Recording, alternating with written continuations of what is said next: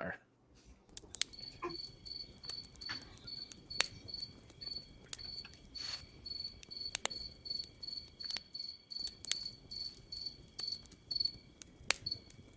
Second watch.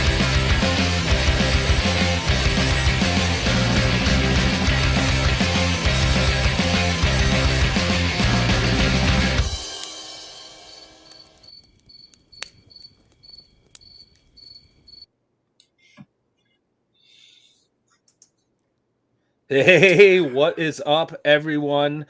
Welcome to our pre-flight stream because North Texas Con is next weekend and we're crashing the party. We got Chubby Funster on.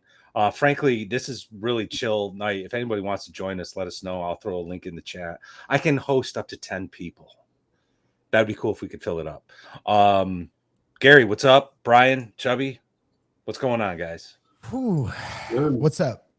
Man, it's been a good week. You know, we played the row last night, heroic, but I have not. Other than that, that was my only gaming this week. Kind of a bummer. All the spearheads for the West Marches campaign were either camping or Memorial Days celebrating or whatever. So I'm hoping after North Texas we can get things kind of rolling again where we have 2 or 3 sessions a week. But overall, it was a good week, man. I guess I have a story, and it's for Brian. The most hassle that anybody's gone through this week. All is Brian, but we'll get to it. It's a special section just for you, Brian. I can dig it.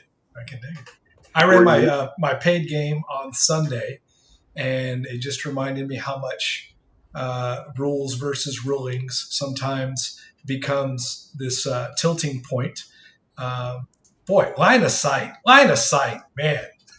Just it's like, come on, man, just trust the DM. Anyway, but it all turned out well. What about you, Chubby? How'd you do?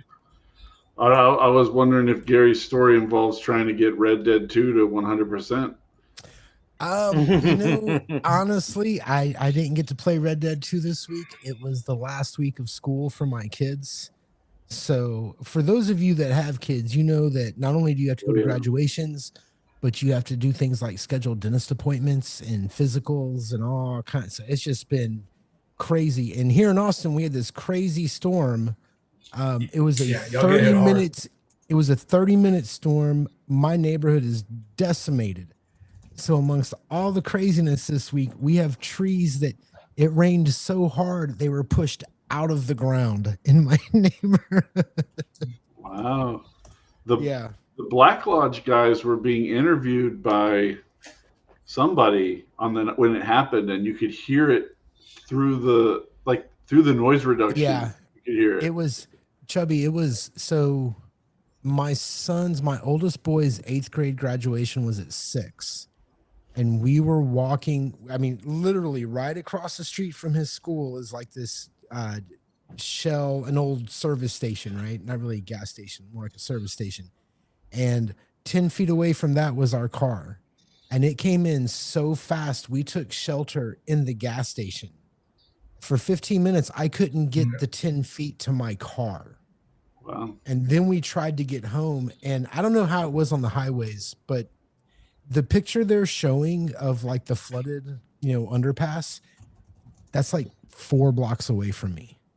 Yeah. So like that was it, and it was, yeah.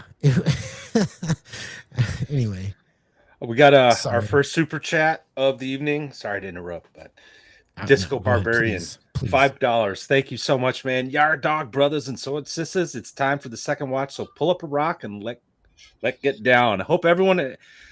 Great week and ready for the weekend. Yeah, I'm actually unfortunately got to work through the weekend, so I guess my job can deal without me for a few days while I'm in North Texas Con. But it's going to be a good weekend because, and I want to give a shout out to Nerd Cognito. They've been supporters of the channel. A good friend of the channel, Dying Breed. He's away for the weekend. I'm not exactly sure what's going on, but. Nerd Cognito needs a guest host for the Speakeasy and the Big Show. So yours truly will be guest hosting tomorrow, Nerd Cognito on Rumble 5 o'clock in the afternoon. So grab a drink. And then the big show, I think that gets put out on Tuesdays. But I'll be recording that on Sunday morning. So looking forward to that. That's a fun time. I like the speakeasy when I can make it. So anyway, yeah, that's what I'm doing this weekend. Just friends. Sorry, he's a home wrecker. He's trying to. Oh, yes. No, I'm just kidding. Gary's kidding. jealous. Have fun. I'll be watching. I'll be watching. Oh, I'll be watching. I'll be wearing the complimentary Nerd Cognito. So, topic for tonight. Not too long. Well, not the topic, but the general course of the conversation tonight. Not too long ago, maybe 6-7 weeks ago, Matt and Brian, DM Cloaker, and I were on the stream, and somebody brought up North Texas. And one of us, I don't know who, said, "Let's go." And the other one said, "Fuck it, I'll go." And the next thing you know, the three of us were making plans to go to North Texas and buying plane tickets and getting a hotel room. Yes. We are less than a week away. Chubby, have you been to North Texas before? This is my first time being to any con that's not Dragon Con. Dragon Con's huge in Atlanta. Cool. I've been there a few times. But Dragon Con is not like, I didn't go there for gaming. I go there for art and product and costume stuff. It's like a spectacle. It's like going to Disney World or something. I've heard some crazy stories about Dragon Con. I've heard some I think they're true. I've heard enough to believe they might be true. Yeah. Well, I did see at Dragon Con, there was a panel that had, I can't remember his name, the guy who's the Bullman, Jason Bullman, who did Pathfinder. And then it had him, and then 4 humans were on the panel. And they asked, what do you do to get into a design space in your head or whatever? And the 4 humans responded with human answers. They were like, well, I like to go to the park. I like to, sit, read a book and listen to music, whatever. And Bullman was like, I like to get out my spreadsheets and go through all the math of my matrix of feats and all this stuff. And that was a moment I knew that I never wanted to be that person ever. And so I've lived my design life to never get to that point ever. Yeah. Oh man, it was such a formative thing to see somebody be so wrong. Just brutal. Like this is what you do to make a game. You just look at spreadsheets all the time. Oh my God. I'll do that for fantasy football, but I don't know about my role playing games. Fantasy football, I'll crunch numbers and spreadsheets. That's crazy. As much as you can't pry me. I'm I love football. Football season hits. Forget about it. On Saturdays and Sundays, you're not going to get a hold of me. And I just cannot. I tried so hard to get into fantasy football, man. And I just can't fucking do it. I don't know what my problem. Yeah, I like watching football, but I'm not I don't have a team. I'm from Western New York, so by default I'm a Bills Mafia guy, and so and the Bills, yeah, bro. So I'm looking forward to this upcoming. Oh yeah, he is a new hope. He is our. He's the governor 5 of New York, is what he is, dude. So, but some of my friends who are really into football and watch, analyzing all the stats and stuff, were like, hey, they thought it would be a fun thing to start doing. So we started our own fantasy football league, and they had it in their mind that they were going to start putting money on it. So it was this pot, and they would make all this money, and they wanted me in there because they figured I'd do terribly, right? Because I don't know football, who, what? So when it was time to do our picks and stuff, I would just do random things I think a bear would beat a dolphin. So I picked the Bears, right? And then I'd win. I'd start just doing really well. I ended up getting second place. They got 2 years in a row. They got so mad that they stopped doing it.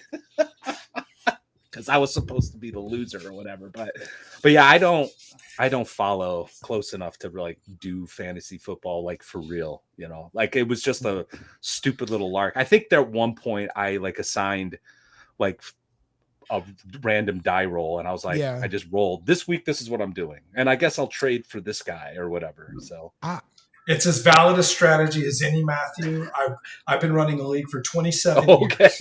You need to this is my 27th year. Scoot up just a little bit. And well, my wife just killed the light back there. Thank you, sweetheart. Shadow Dark, she's a fair. Don't kill my torch, woman. Don't kill my torch. But yeah, 27 years of running fantasy football. But and it's funny too. Like I've gotten back into a different type of fantasy football lately. I've been playing a lot of Blood Bowl. Really? You know, just going back to that game. I play on Steam. Yeah, I love. You play on Steam? I love it. I'm not a big miniatures game. I do. I play on Steam a lot. I'm on there as a cloaker. You know what I haven't asked you about? I played the sports ball games on Super Nintendo when I was a teenager. And that was it. Mutant League. Mutant League. Yeah, Mutant Sports League. ball is not my thing. I don't. Yeah, I played golf and tennis in Grand Theft Auto 5, if that counts. I think dwarves and elves in football is fun. It's a fun dynamic. So I've wanted to get into Blood Bowl, but I've spent way too much money on Games Workshop minis. Sure.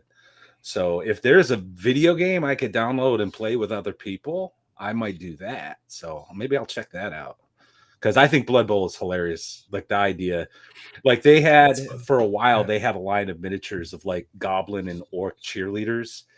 Hilarious, just absolutely hilarious. Good yeah. So hey, Brian, you know what I've never asked you about? Speaking of miniatures games, you were a big X-Wing guy.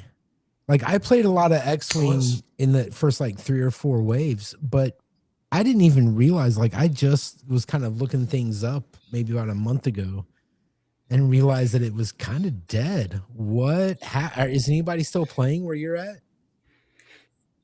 Yeah, our Houston scene's pretty big, but I retired. I was doing a tournament organizing, running events for actually up in LSO Lone Star Open up in near Frisco, Allen, Texas, in that area. And then I was doing the Las Vegas Open. So with Frontline Gaming. So I was running a lot of those tournaments for organized play. But Embracer Group bought Asmodee, and they got Atomic Mass Games under that umbrella and $1 billion worth of fucking debt. Yeah. So they had to cut a lot of lines, cut a lot of games. So X-Wing has been put into, it's considered a complete game. It's done. And it's kind of finished. So now me and my friends were looking at Gaslands right now. And I'm like, yeah, I'll try that. So it's fun. But my first level will always be tabletop role-playing games. For real. Well, I'm kind of coming back to Star Wars a little bit, because after Episode 8, I said, no more, not a must. And then my son has started to get really into Star Wars Lego, and his passion for it and him wanting to play Star Wars and stuff all the time has kind of brought me back. But we still, like, Episode 7 through 9 did not occur in this timeline. Oh no. Yeah. And my son didn't even like them. And he sounds like a lot like your son. He got into the Lego Star Wars, loves playing the video game. Most of his Legos are that, right? But like even he was like, my son is pretty based. Like he didn't like those last 3. And when we watched the Hobbit movies, because I read him the Hobbit, he was just like, this movie's terrible. None of this happened in the book. And I'm like, based. you know? So, but yeah, it's almost like me and the oldest boy are rooting for Marvel and rooting for Star Wars to be good again. And the 2 younger kids don't even know what the fuck we're talking about. Yeah. Like it's been so long since go ahead. Yeah, we got another super chat from Disco buying Barbarian, $5. Thank you, man. Thank you very much. Fantasy football is a skirmish game for jocks. Pick your warbands heroes either via draft or point build, i.e. budget, and battle other warbands.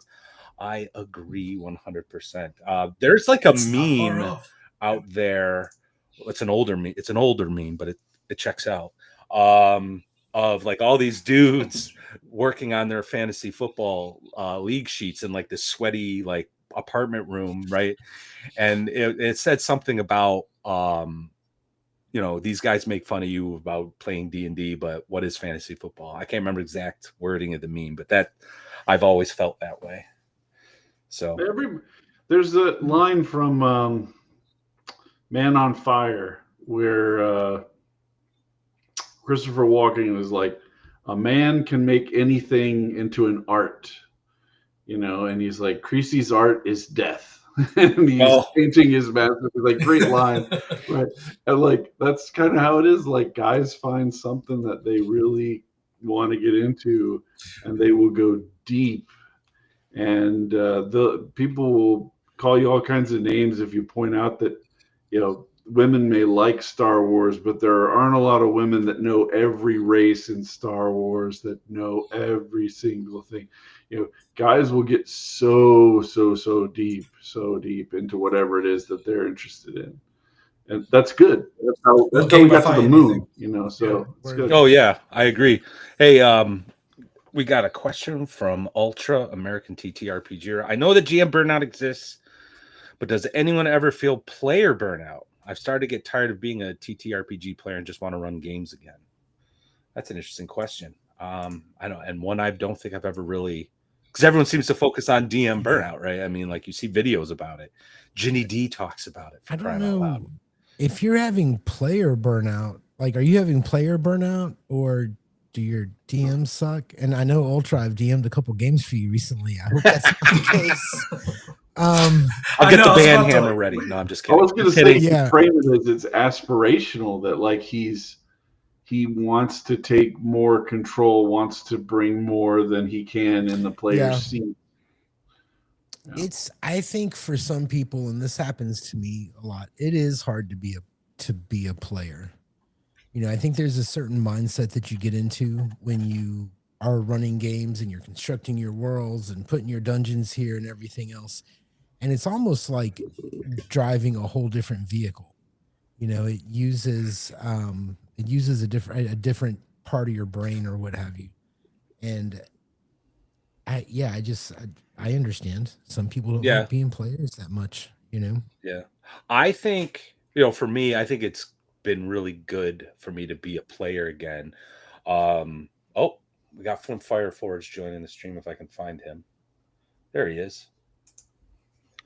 Hey, Flint. Nice to actually, we've had a lot of conversations through chats and emails and stuff, so it's nice to actually meet you and talk to you. How are you, man? Doing well. How are you? Fantastic. Getting better all the time.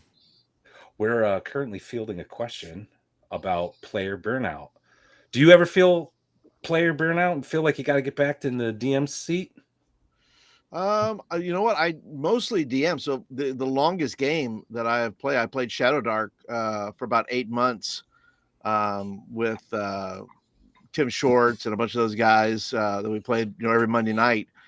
We played. So I don't think, you know, not player burnout. I think I would love to play more because I think it inspires my DMing. So I would rather play a little bit more and then, you know, take a little break and then get back to it. That's actually, I was going to say something very similar. Like I like taking a break and being a player for a little while. Yeah. It helps me like re-energize. And then I'm this guy, and I'm Gary, Brian. When I'm a player and I'm watching Game Master do his thing, I'm judging so hard. In the back of my head, I'm like, would I do it like that? Sometimes I'm like, that was really good, and other times I'm like, yeah. That's why I got into writing role-playing games, actually, is because when I played video, I loved video games, and I would spend time modding video games, and then the video game would get old or things would go away, and I wouldn't want to play that video game anymore. And I'm like, I need to be writing something that's more permanent, that sticks around.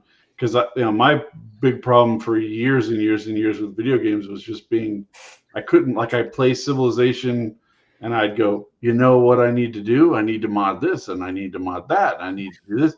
And pretty soon I'm not playing Civilization. I'm playing the mod game of writing all this stuff all the time.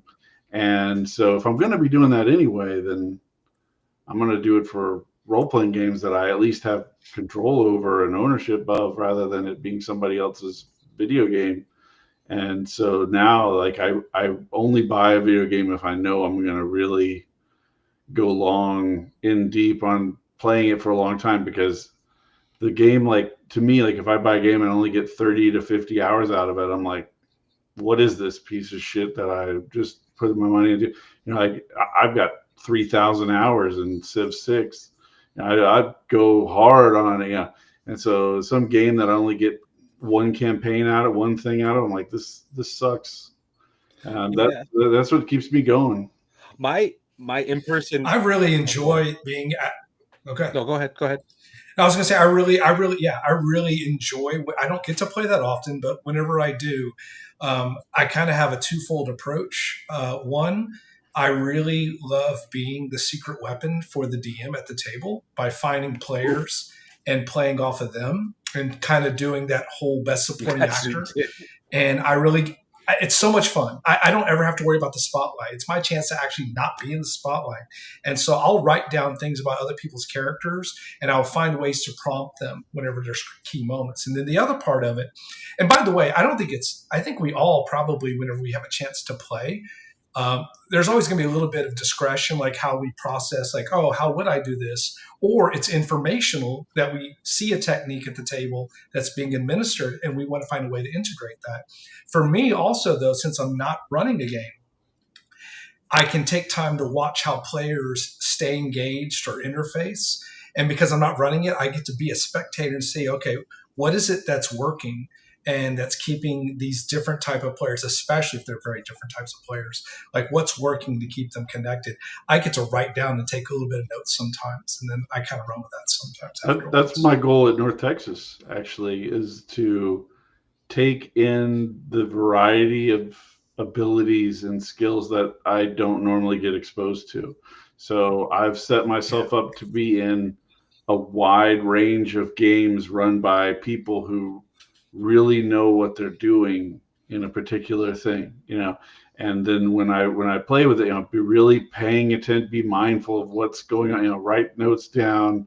Like, I noticed that this guy, you know, I'm going to be playing in Greg Gillespie's game where he's running his own system, and he's running, it's not Barrow Maze exactly, but, you know, he loves undead in a dungeon. So that's probably what it's going to be.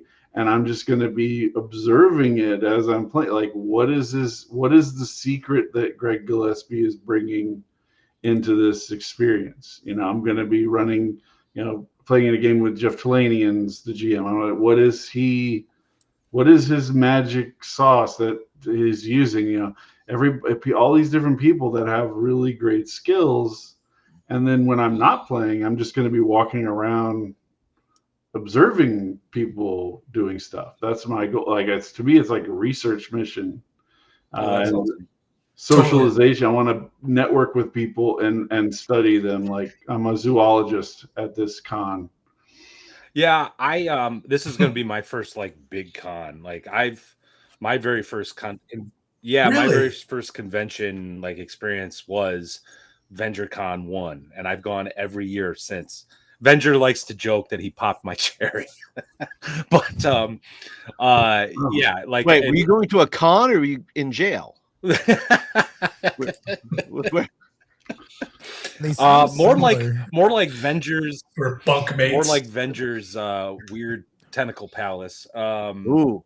But it was fun. Like, in the first VentureCon, that Friday night, he ran Chult from like 10 in the morning until 10 at night. It was a nonstop, and you could just walk in, come out. And so he ran like a 10, 12 hour session. It was crazy. And just watching him do his thing, like, I grew to appreciate Chult even more. And I'm a big fan of Chult. Like, I picked that up on a lark. Like, I jumped on Twitter right in the middle of the COVID-19. I'm not doing anything. I'm not driving anywhere. I had all, you know, I didn't have to spend money on gas. And this crazy guy is shouting Chult on Twitter every like 10 minutes. So I'm like, I'll check this out, you know, and I bought it. It came in the mail with a nice little signature and a weird little drawing on it in the inside cover. And I read it in like one day. I was like, this is awesome. And so when he's like, I'm going to do a VentureCon, I've said, to my wife, I'm like, hun, I really want to do this. And she's like, well, it's your hobby and you love it. Go ahead. And I'm like, thank you. And so it's been a thing. It's my annual pilgrimage. I will go there until he stops doing it. It's a small con. It's just a bunch of dudes that kind of know each other, and we game and we eat and drink, and it's fun. It's where I met Griff Morgan. I got to know Diversity and Dragons, and his wife. She was there last year, and so I'm looking forward to meeting Sandy Peterson this year. It's gonna be nice. So North Texas Con is the first like major con I've ever been to. So I'm kind of with you, Chubby. I'm gonna be like really sort of seeing the layout of the land. For me, it is a networking thing because I want to meet some of the bigger names and just sort of get an idea of like how the business works, But Gary, you're trying to flag me down. What? No, it's all right. Did I miss something? I got distracted by Ultra's question. I was going to chime in, but evidently it wasn't that important because I got distracted real quick. Hey, what's up, Bacon? Everything is better here now. Everything is better with Bacon. Thanks for joining, man. Well, my wife actually encouraged me to go to this because I wasn't going to go. I've got kind of a situation where I have to be monitoring my son all the time, and I wasn't planning on coming. And then my wife was able to find a way for her to take over some of the stuff that I have to do. And she encouraged me to go. She was like, you should go. You've been putting all this time into role-playing games and writing and building up. It takes a long time to build up the kind of brand that Chubby Funster has come up to be. It's amazing to me that it is, this is the first time I'm ever going to go to a place where people are like looking to find me at the place. Yeah, that's got to be I've had a lot of people tell me that they're going to be like, I'll find where you are and I'll say hi. And I'm like, okay. It's just weird. It's weird to me. I've never had that. I hope my birthday books that I got off.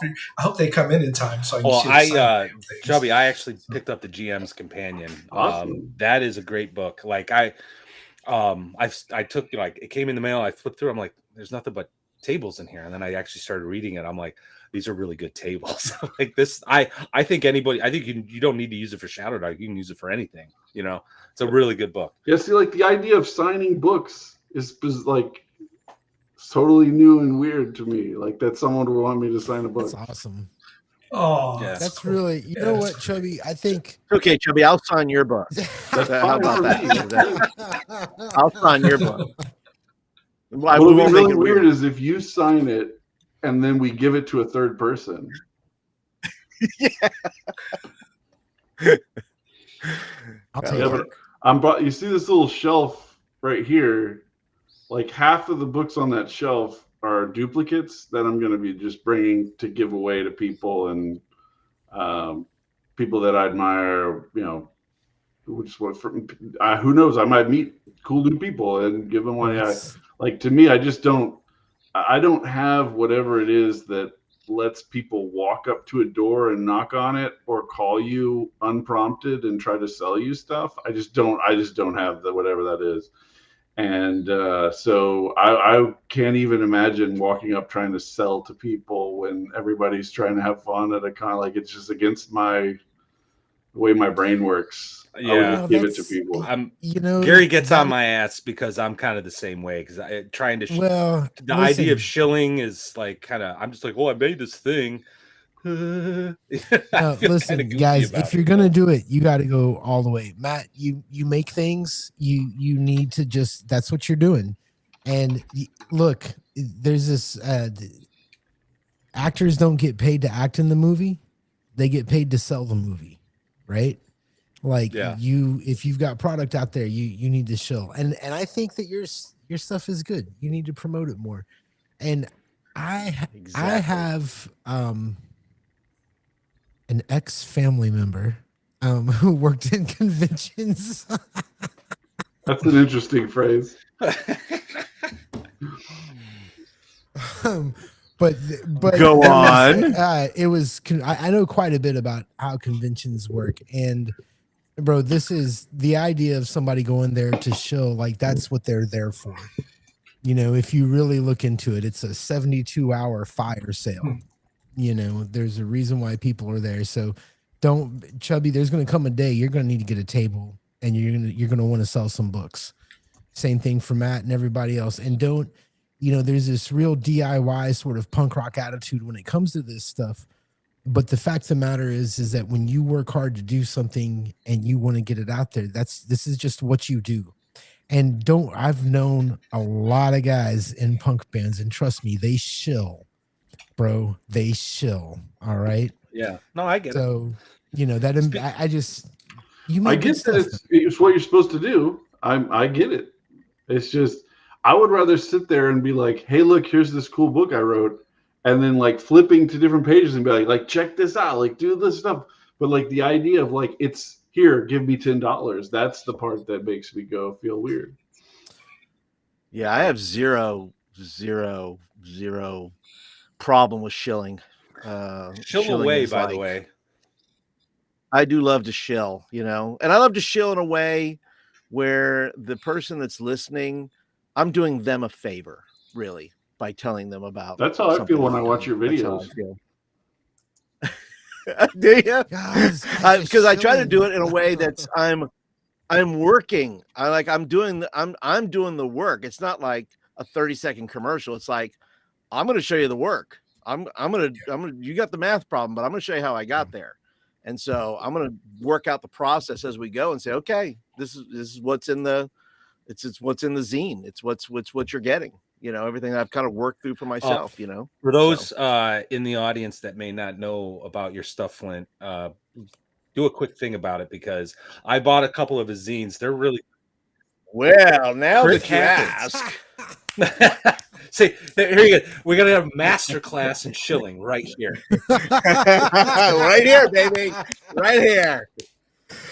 Flint, I'm so glad you showed up, man. I'm so glad you showed up. I need a little extra cash for North Texas, by the way. Just saying. Anybody wants to help out there?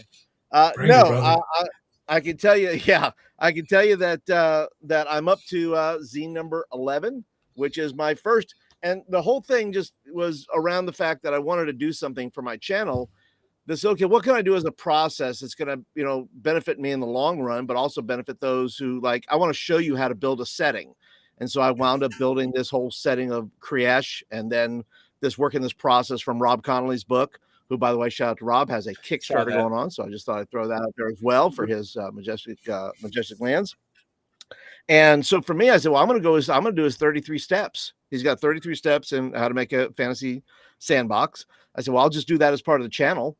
And then what I came up with was just I made my little what's called the Village of Skyreach, which is kind of a weird combination of Area 51 and Burning Man. It's kind of like this where there's a veil that appears occasionally, like twice a year right now, and nothing has come through it yet, but something's coming through it soon.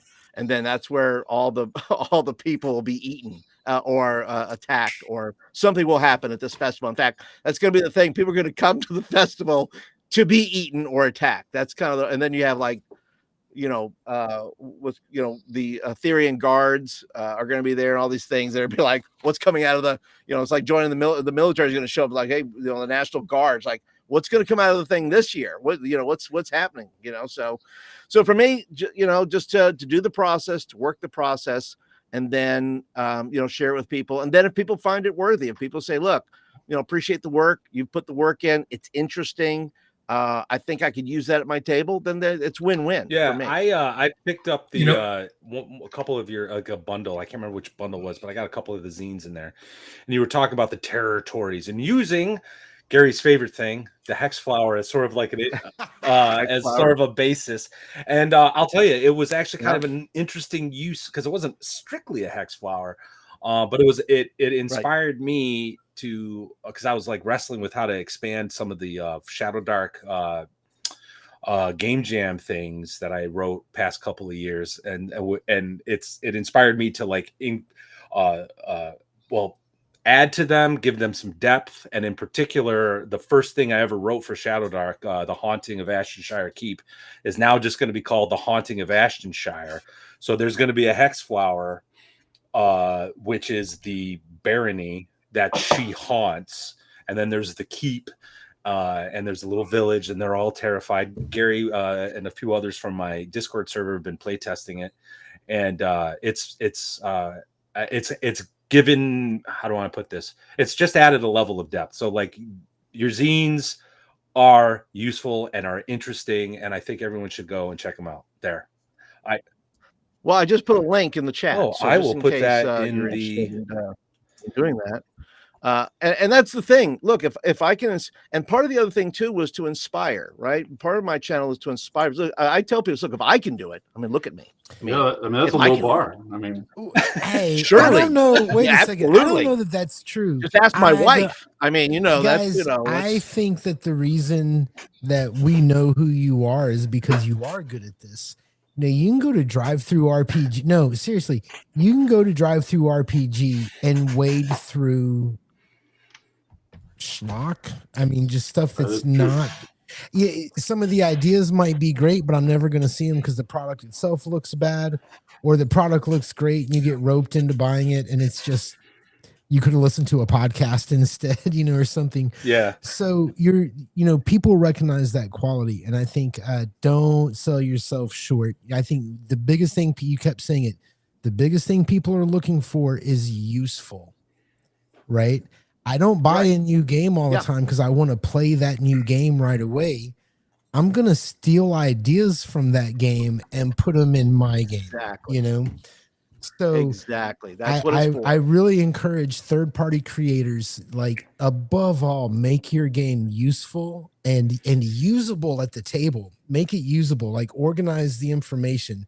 And if you can make it attractive on top of that, follow Chubby's example. He has been using the public domain art and everything looks so good, So yeah, don't sell yourself short, guys. I've seen your product. It's worth it. So yeah, and the issue of usability, Ben Gibson brought that up when we had him on. That's like the I guess the one of the part of the rubric for his adventure sites competition that he's been doing the past 2 years, is that there's so many people are doing that one-page dungeon design and it becomes more of an art project. And I tend to not, and people know I'm not a big fan of like the 5-room dungeon concept and some of these one-page dungeons, like maybe, but it's not like my life, right? I prefer something bigger, right? A lot of meat to the bone, right? So I never really paid attention, but so like in the middle of that stream, I started just kind of Googling and looking around, and it was like a Jackson Pollock painting or something. I'm like, how is this useful? Is this like a point crawl? What is this? So I think that is very key, and like I think there might be and I give it credit to Shadowdark for this. I think there's a shift to move back into that like more old school style of presentation. I compare Temple of Elemental Evil, which I've been running for 3 years, to Stonehell. I just picked it up just to read it, see how someone else does a mega dungeon, and that the layout and the presentation of each level, I'm just like, this is like this would be easy to run. Like you could literally no prep it. Whereas Temple of Elemental Evil, you have to read it a couple of times to get all the faction stuff in your head. You know what I mean? I'll be honest, and this is going to piss off some people, I'm sure, but I don't think that was Gary's best work at all. I just do not like it. Village of Hamlet in the Moat House, excellent. Temple of Elemental Evil, I could do without. Speaking of Gary's best work, I started reading the Dungeon Master's Guide this week. I'm literally like maybe the original. You're finally getting the original. I had it when I was a kid, and because I've led a pretty crazy life and I've moved a lot and traveled a lot for work, didn't keep up with it. Haven't touched the original Dungeon Master's Guide or read it since I was probably in my teenage years. Whew, that dude likes big words, man. It's not. That's why they easy, call it High Guy Gaxon. Yeah, it is not an easy read. Like I understand everything he's talking about, but it's just like, slow down, brother. It's so different.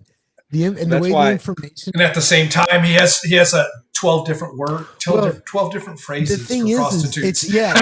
it's still brilliant. That's the thing, is that, which would be good for shucked oyster, by the way. It'd be very good. Yeah, but the work, it's funny because the work is still brilliant. You still read it, and there's all these things to pick through that are just these little, it just pieces of gold that you can pull out of it.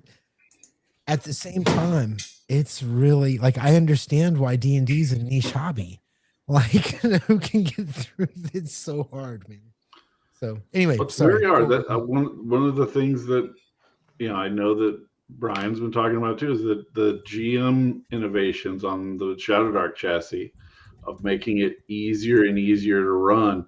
That's the future. Maybe there's going to be a game that comes out that goes even further in making it easier for the GM to run. That's the direction I'd like to see. That making it so that you have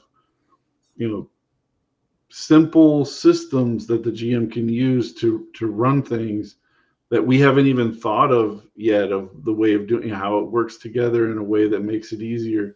That's why it's innovation, because we haven't thought of it yet.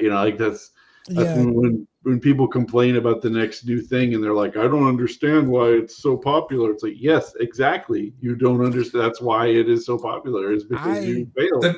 But I do understand the argument nature when people say that the simplicity of the game, I understand arguments where the simplicity can almost feel like an incompleteness, right? Like with Shadow Dark in particular, I love that game and I played it with my kids, but I do feel like if I were going to do a long-term campaign, I would have to develop some stuff, right? Like I would need, Chubby, I need to buy your books. Is that not the point? Perhaps, maybe, is that sometimes these chassis, they are so lean, and what they do is that they invite us to go ahead and start thinking about how can we build on it. And it's kind of, both Chubby, you and Gary are talking really kind of on the same thing, which is utility. Utility at the table, there's something to be said about something very lean that you can use. I think of like something like a sandbox generator, for example. Like it's, being able to just immediately pull and proc that. And that's like at one end of the spectrum. And then at the other end of the spectrum, you get maybe something like this. I love that book. Which is, it's incredible. And I can't wait to get him to sign it, hopefully. So you get this, but this is not meant to be used at the table. Word. This is meant to be used out of table. So like, having that openness sometimes in a system is a great thing, because then it invites us to be designers. And one of the reasons why I went with Shadow Dark for my wife's group is they played so much 5e that now they have ideas on things that they can maybe add. They can add things to the characters and come up with ideas. They can become designers in a way, of their players, of their characters, and say, well, I want to be able to do this, or I want to do this. Well, sure, let's add this to your table. Let's roll for it. And anytime you get players starting to think outside of the book and they become creators, you're going to get a lot more investment. I think that's fair. What you just said is fair, but we have to look at this though from, I go back to the roots at the very beginning of the hobby, and like, I'm not by no means a scholar. This is just my broad observation. Something happened. There was these two branches. You had the AD&D branch, and then you had the BECMI branch. BECMI, while it was a bare bones sort of, maybe not bare bones, but it was simple, a lot of room for the game masters to have to do stuff on the fly. Whereas AD&D was trying to, I think, dare I use the term simulationist, was trying to kind of do something a little bit more complete. And that's why I say currently, Shadow Dark is the sort of the spiritual successor of the BECMI branch, whereas Adventure Conqueror King is the spiritual successor of the AD&D branch. I was about to bring up Axe and Traveler also. They're both examples of me of you can have a game that is really deep and has those connections, but over time, you say like, I wouldn't want to run a long campaign in Shadow Dark, but I ran a long campaign in Axe, and I've run Traveler, and what happens is eventually, like, the players have their own fatigue from running those complex chassis. Yeah. And my players got tired of running X after 9 months. But I mean, it was a long thing. But eventually the players like, I don't want to have to keep putting in all this effort. I want to just look at my Shadow Dark character sheet and go, I stabbed the guy, or I cast the spell. Like, so there's a player. You're speaking to my wife's group right now. That's pretty much. I think Ultra has a quote about Axe. I'm waiting for him to use it about how many pages it is or something. But yeah, it's a lot. It's a lot of fucking pages. Actually, Chubby, I do agree with you. Although I think that's kind of why I went. When I was planning this campaign I'm running now. Which, by the way, if you want to join, there should be a Discord link. Hopefully, and you can come to the channel, and you can join the West Marches campaign, man. We are having a really good time. But that's why I chose OSE, because I felt like it was just right. Like Shadow Dark's a little too soft. Axe, I didn't feel like I could get people to just jump in and out of an Axe game, right? Like with hard. Yeah, like with doing West Marches OSC, everybody's been playing those rules forever. So it's real easy to get characters, done up. And I feel like it would be hard to do West Marches as we speak anyway with Shadow Dark, just for lack of rules. You could implant any system you want. I know that it's not hard at all. But this way it's in the book and I don't have to talk to players and argue. And that's probably where Axe and like AD&D really do have so much in common, because they do reward that extended player investment. It does cultivate a really certain type of play that's magical when you see it. I've not played it nor read it, but it just seems like Axe is for a very specific kind of player. Like, do you like playing Civilization? I mean, there's like a Venn diagram, I think. I want to just can I please try and dispel this? Can I please try and dispel this? Because that's not what it is. That is the impression that people will give you and they'll get, because I for a few different reasons, but that is not what Axe is. Okay, Axe help me understand. Just Axe is BX. A lot of the things that didn't make sense, like, so you have strongholds in BX, right? But they never really make sense. You're never going to make enough money. They don't work out the tax system. You're going to do mass combat, but you don't understand how, like, are there this many swords to buy in this? Can you buy 1,000 swords in this village? Stuff like that. So really what Axe 2 does brilliantly is it fills in all the blanks. And what people don't realize is a lot of these rules that are getting put into it are optional. The market system, you don't have to. I heard Mr. McCree say that he doesn't use his own market system. So it's not like you have to, and it is on a BX chassis. I'm gonna steal so much from that game.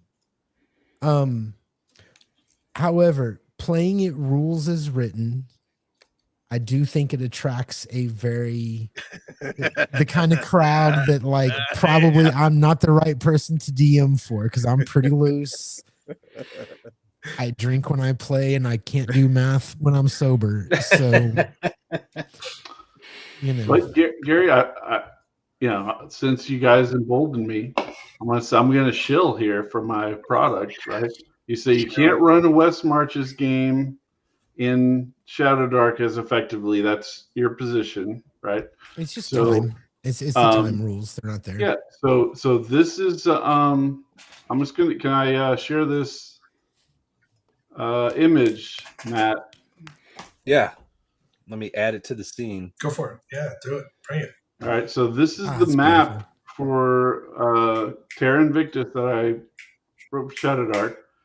You start out in this town, or this town, or this town, and it's a totally open front. This is all wilderness in the middle of this map and this island, and these civilized areas are at war with each other, and these people are plotting to keep the war going because they hate the green hates the blue.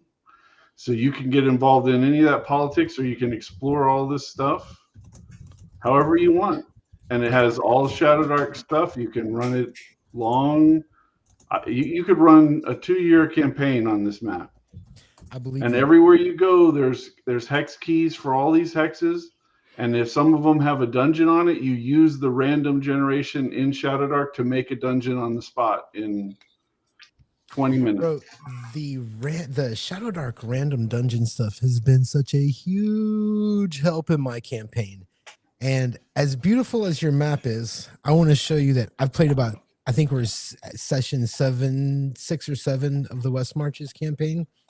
I just want to share with you guys. Here's my map. Nice. You guys slow down so I can screenshot it. It's done on paper and pen, and I, man, when I decided to do this, I went and looked at all these programs that I was going to use to draw everything, and then I realized I'm never going to publish this, and I started drawing it. I think I posted a picture like when all you fools were going to work some Monday morning. I posted a picture of my desk and me drawing dungeons with coffee. It's the best. Go get some graph paper. Do it yourself, guys. I've drawn all of this, and my players have not made it out of the second hex. So that's true. Anyway, that is true. And we've had like 7 sessions. There's 7 dungeons. 1 is cleared. Anyway. You can thank Ibn Bionadras for that. My wizard. Anyway, about Shadow Dark, I'm gonna shill for Chubby because it's so good. Because I'm not good at shilling my own shit. But the GM companion for Shadow Dark, this I think was desperately needed for Shadow Dark. I haven't looked at the players stuff, the players companion, but there's a lot of stuff in the initial Shadow Dark book that I think are just great seeds for ideas, right? And I'm kind of like, man, she should have gone more further with this. But if she did, she'd have like a 600-page book or something like that, right? This I think would help a lot for longer term games. So I am a big supporter of the GM companion. Chubby, good work, excellent work. This is great. Did you buy the hardback, Matt? Of course I did. God. Damn, you're a good guy. That's probably why I haven't gotten. I'm actually thinking because that story gamer friend of mine in my in-person gaming group discovered Shadow Dark, and he's like, Matt, have you heard of this game? I'm like, have I heard of this game? Come on. But he's all like, this is great. I think this solves all the problems you have with 5e. And I'm like, yep, it does for the most part.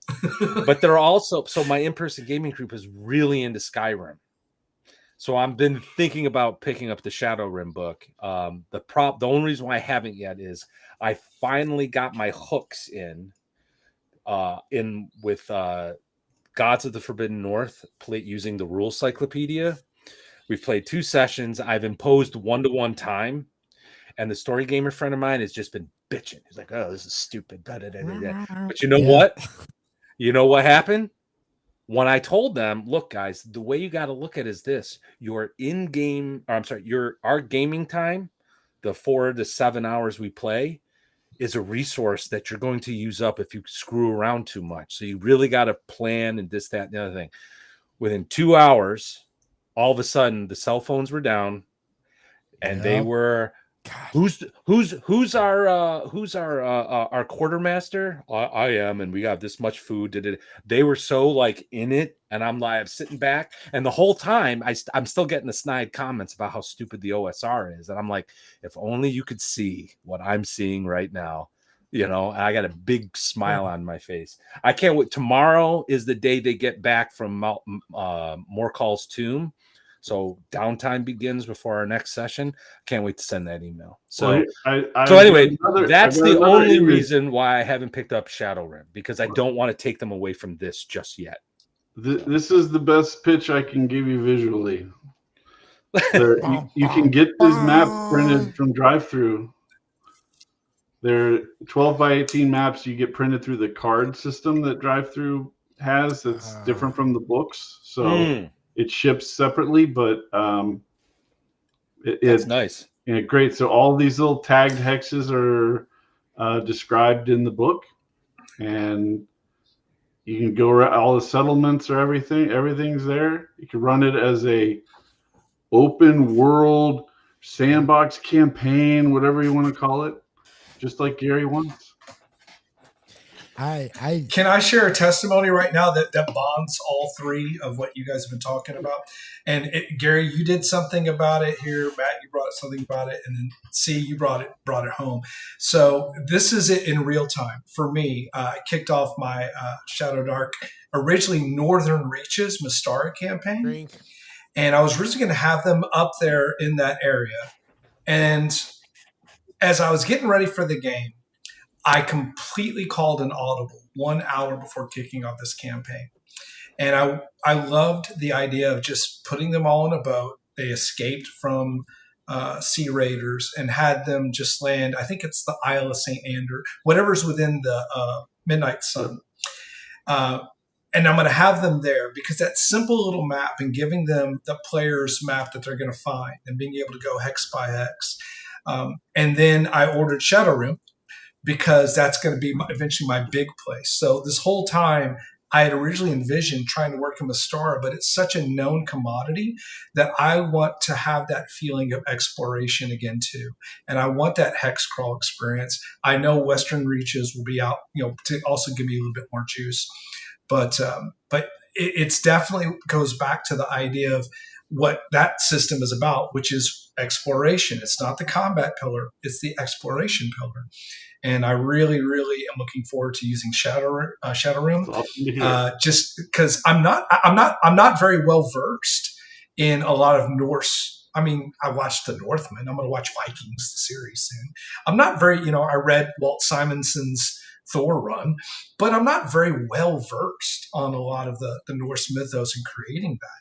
So having something like a Skyrim inspired, like, for a lot of my filthy casuals that know Skyrim but are being introduced to role-playing games through Shadow Dark, it's going to work out really, really. I'm very excited about it. There's also a lot of places on the map that are deceptively similar to some place in Skyrim, and then but when they get deep in, they realize it's different. So they go in and they're like, "Oh, I'm going to use this strategy that I learned from Skyrim." It's like, no, you're not. I love that. Yes, I looked at that. You sold me on it, just as something to keep an eye on when you told me that there's a little homage to Lamentations of the Flame Princess. Yeah, I remember that story.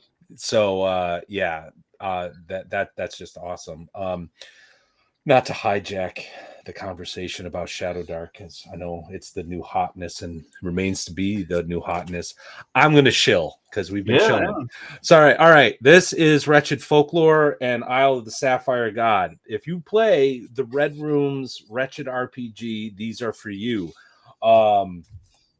This is a hex crawl type thing through an island. It takes place during the Wretched Interbellum book. So the early 20s, we purposely kind of came up with like a pulp like looking design cover. That's why you can see the 10 cents in on the cover page. But yeah, you're going to an island that just mysteriously appeared in the center of the Indian Ocean. There's a movie crew that wants to be the first to film it. Stuff happens. So there's that. But this is the one I'm most proud of, Wretched Folklore. The reason why I'm the most proud of it, I was inspired by the RPG Pundit. Those who don't know him, he does medieval authentic. He's a historian. He does a lot of research, and he tries to design games to fit that era that he's researching. So when I read Wretched Country from the Red Room, I'm like, wow, this is kind of a cool, cinematic, cool, dark country Western game. But man, I was like, the bestiary is just so slim. I need to add things to it. So I started actually doing a lot of research into the folklore of the West, specifically Native American folklore. I learned a lot about cannibalism and the fear of the cold and the prairie. The prairie and it is especially interesting because a lot of writing from the 1800s from the settlers, they were losing their minds out there because of Yes, the Prairie Madness. So I got rules of that in here. The silence, the isolation, the constant ever-present threat drove people crazy. What was interesting though is once it started modernizing in the 20th century, the writings of that depicted all this depression and started to stop. And some researchers at, I can't remember what university, they surmised it was because of the lack of sound. On the East Coast, you have all of this, you have the forests with all the bunnies and the birds and the animals and the insects, and then you have cities and people talking and all this noise. You go out into the prairie, there's like nothing. So the sound of a chicken clucking is amplified by your ears and will drive you crazy. And a lot of the writing at that time was talking about the ever-present sound of the wind. So I put that in here. So there's monsters, there's Prairie Madness, some expanded rules on like the environment, and then there's rules because it's wretched and fantasy. There's rules for kung fu, so you can play Kwai Chang King. I have steampunk rules, so you can build your own crazy contraptions. There's the spiritualist character class. Spiritualism was a movement where they believe they can talk to the dead, so it's more like a psychic class. But all the powers derive from what the spiritualists actually proclaimed that they could do, including the most powerful ones reincarnating the dead.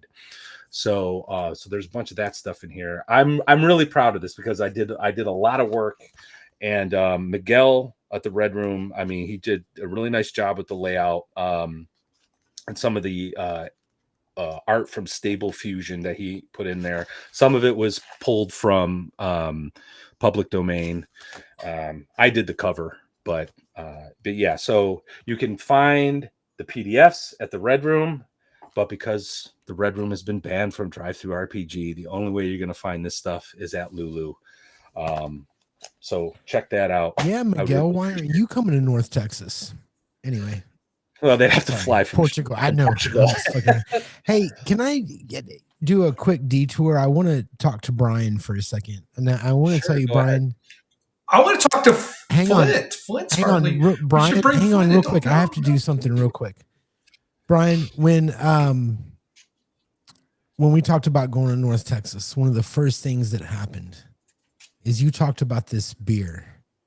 And the way you talked about it, I expected to hear a choir of angels, right? When I found this, like this beer was going to do some shit to me. And about 3 weeks ago, because it's brewed here in Austin, out at Oasis, we drove out to the Oasis, which is out on the lake. And it was like fucking Disney World. And my girl looked at me and she was like, I'm not going in there with you. You're going to hate everybody. Something bad's going to happen. We're leaving. Don't even park. You're going to hate everybody. Yeah. So, but there was no, like, it would have taken me hours just to talk to somebody. So I have been online looking for your beer and I couldn't find it anywhere. And I was getting really worried. It's cool. And wait a second. I spent today on the phone calling Oasis Brewery. Like I got like general managers. This is like a live music venue. Like I'm calling everybody. Nobody can tell me anything about your beer. My girl works in Dripping Springs. She goes 20 minutes west to get home so she can go by the Oasis. The gentleman there tells her, Brian, Mr. Beer Connoisseur, that Oasis has not been shipping or canning to anybody for years. That's what happened. Houston lost our distro. There is no more distribution. And this growlers. is it's just growlers. Absolute last meta modern growler in the refrigerator at the Oasis Brewing Company that my girl bought for you today.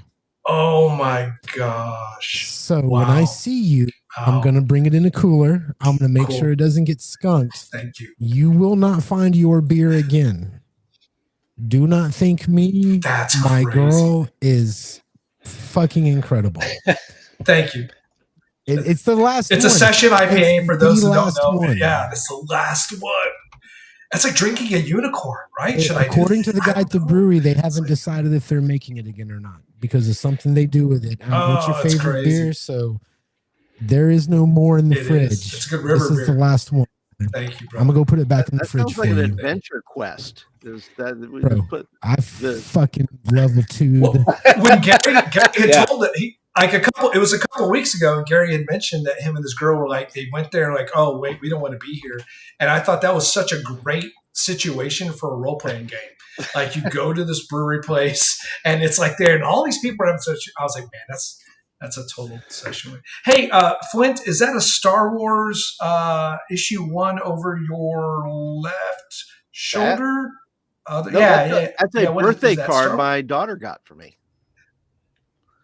It looks like Star Wars. It is Star Wars, but it's a Star. Oh shoot! Yeah. Oh, good deal. Hey Gary, can we talk about Andor? Well, we can, but if you're gonna be running around finding rare stuff for people to drink, let's talk about Pappy Van Winkle. No, is that made in Austin? No, it's actually it's a Kentucky. It's like some of the highest quality bourbon out there. They had. How about I just go pick you up a bottle of Tito's? There's an homage to it in the Shadow Dark core book. Did you know that? To Pappy Van Winkle? Yes. Oh shit! I'm pulling it up right now. Where's it? Hold on. Let me look it up here. Where is this? In New York, a glass, just a 2-finger glass, will cost you $60 at a bar. Van Dinkle whiskey. Van Dinkle whiskey. It is.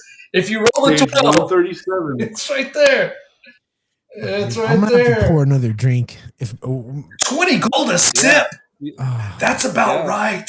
That's about right. Plus 1 XP. Only 5 bottles made. I was gonna drink every God, time Brian got excited about Shadow Dark, and like I'm 3 drinks in. Awesome. I don't know if I can do another one. I did not even. I didn't even like. That didn't even register. Oh, that's hilarious. That's awesome. Well, now I definitely need to meet Kelsey when we're down in North Texas Con. Just be like, hey, she gonna be there? This is hilarious. Who is going to be at North Texas? She is. Give me a list real quick. Who am I supposed to care about there? Well, as soon as we get there, I will probably disappear for a few hours because I'm going to beeline it towards the Lamentations booth. I'm going to jump on your back. It's piggyback rides all day. Everybody, let's rotate. Start with Maddie and let's clockwise, and everybody share one person. If Flint, you're going right. Are you going? I got to refill my drink, dude. All right. Okay. So everybody choose one person. I am going to my idol, the person that I think is one of the most fearless individual. Well, maybe not entirely fearless, but like he has been a stalwart in promoting a creator's right to do whatever they want in this industry. James Raggi, Lamentations of the Flame Princess was my introduction to the OSR. The 4th. Oh yes, James Edward Raggi the fourth. Quad. He was my introduction to the OSR. When I read that book and saw some of the stuff he was producing, I'm like, you can do this with D&D. And then all of a sudden, like an entire world opened up. And and I'm big into horror, so I mean, it was like a match made in heaven. I'm tempted to kind of have fun with it because I published something with him. So I know my channel when I first started it was really Lamentations focused. So I think he's aware of who I am. So I thought about having some fun with it and just showing up and being like, I'm your biggest fan, but I probably won't do that. I don't recommend. Can we get you a Kathy Bates? Yeah, I know. With the mall and the 2x4. Hey, James. Anyway. We'll be together forever. No. But yeah, no, I'm really interested in meeting him because I think he's just Grim Jim. I don't agree with his politics, but Grim Jim, Venger, and RPG Pundit, in my opinion, have been stalwarts in promoting and the right of the creator to create and not worry about politics, and not succumb to that shit. You know what I mean? So that's who I want to go meet, and I can't wait. Flint, who are you? Who are you? Any creators? You know or what? anybody I'd you rather wanna meet you guys. cheese I'd with? rather just meet other YouTubers and other. I am the Flint. worst. I'm the buddy. worst as a fanboy because I'm like, they're fine. Don't meet your heroes, kind of a thing. It's like, just let them be. Just let them be who they're going to be. I can't go up to people at cons. I don't want to meet, famous people and all that stuff. I'm just like, look, I'd rather just meet normal people who inspire my games or inspire my channel and those kind of things. I'd rather meet all those people. Well, I would love to us and whoever else is in the chat. I know Erudite DM is going to be there. I don't think he's not in the chat tonight, but I'd like all of us maybe try to meet up for dinner. I think that'd be great. Musings in the house. Sorry. Oh, hey, what's up? My bad. No, it's good. Did you hear that? DM Cloaker, you're clipping audio hard. Turn down your input a little bit. I guess so. I haven't picked that Turn up down my at input. all. I haven't noticed that though, honestly. You were getting excited and your voice was raising. We had talked about Shadow Dark for like 3 Yeah. right? Oh, So you definitely okay. I apologize. your enthusiasm level was through the roof, man. I love how much you love Chubby, Shadow Dark. anybody? Well, hold on. For you guys that watch the show regularly, like who have, I think we're at 15, 16 episodes or something. And Brian's been around for at least half of them. Have you ever met anyone that loves a game more than Brian? Like we can be talking about chicken noodle soup and he's like, in Shadow Dark, my chicken noodle soup recipe. You know what I mean? You want to make fun of me for a second? I just signed up to run 3 sessions at BrawlCon. So I'm going to run Shadow Dark at the Houston Sugarland Convention in August. What is BrawlCon? Like an RPG? Yeah, it's an RPG and board game convention. So it's just based off. I'm gonna go run some convention games of Shadow Dark. So it'll be fun. So Chubby, anybody at North Texas that a creator? Most of my Saturday night game group is going to be there. And I've never even met some of them in person ever because we've been playing for like 2-3 years, just on Discord every Saturday, and, know them like, best buddies, but we just never meet in meet space. And then I have a bunch of friends from long time, like Eric Tenkar is going to be there. That's right. I've got people. He's a cool guy. I've got people that are relatively recent acquaintances, like Flint and Erudite DM and stuff that I want to meet them. There's people that I really admire from a creation design perspective, like Kelsey and Rob Alderman, I think, who did the Gods of Forbidden North. Yes, he's going to be there. He's a good dude. I've known him for a few years. He's a nice dude. There's guys that like the Black Lodge Black Lodge Games guys are going to be there that I want to talk to them and all kinds of stuff. Just so many people. I don't even know how I'm going to manage all my time. Real quick. Gary, is there real quick? I just want to not quite turning it, but soon we'll hang for a bit. Are you guys head up to ClearCon in Canada this year? Unfortunately, no. I will not be there. The con scene is so packed in the summer, right? So I got to pick and choose. This is the first year I've been a con guy. Like past 4 years, it's just been VentureCon. This year, VentureCon, North Texas Con, and I'm going to go to ArnaCon in October. There's a reason. In the fall, isn't it? Isn't it like in November? I think it's first week of October. First week of October. Yeah. The story goes, and this is the reason. Okay. So years ago, going back to the halcyon bygone era of the 90s, where flannels were cool, Lollapalooza came through my area and Nirvana was there. And I was like, oh man, I really want to go. I don't have the money. I probably could borrow some money. They'll be back around next year. And then Kurt Cobain's suicide. So okay. All right. Fair enough. Fast forward a few years. I'm a bright-eyed, bushy-tailed law student, president of the Federalist Society, and I get in a free 3-hour, 4-hour lecture by Antonin Scalia. I just have to fly out to DC. And I'm like, geez, I really can't afford it, but I'm sure there'll be another one by Antonin Scalia. Well, 1 year later, he's gone. So Arnicon has a lot of the members of the Blackmore Bunch who were there with Dave Arneson. I am not going to wait another year. I'm going to go and I'm going to meet Dave Wesley, Svensson, all those guys. And I just want to meet them. So you're going to save lives. That's funny. That's funny. That's funny. I never thought of it that way. If only I had gone to similar Lollapalooza, It's related to liking particular food items. If any national chain develops a food item that I really like, as soon as I decide I like it, they will cancel it. So we blame you for the McRib. So everything, like if they come out with a new sandwich and it's like this cool new sandwich, I'm like, this is great, canceled immediately. The fish taco at Torchy's. Yeah, if they come out with something and I'm like, little cabbage, it's so good. It'll stay around for 20 years.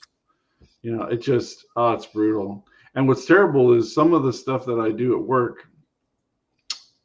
I'll try to not draw attention to my work that much, but some of it involves Super Chat. Some of it involves McDonald's. And I happen to know that McDonald's, even though they canceled my favorite sandwich that they make at my local McDonald's in Georgia, there are still McDonald's in other parts of the world and in other parts of the United States that have the sandwich I like, but I can't have it.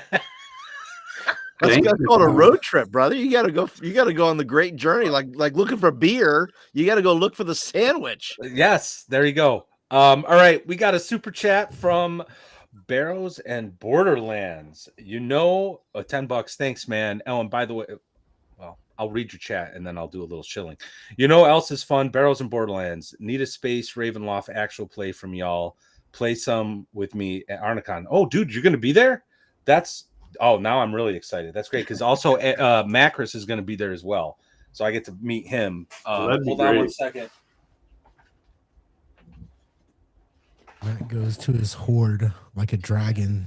I know. Well, yes, sleeping atop a pile of gold. I do. I sleep on all my books.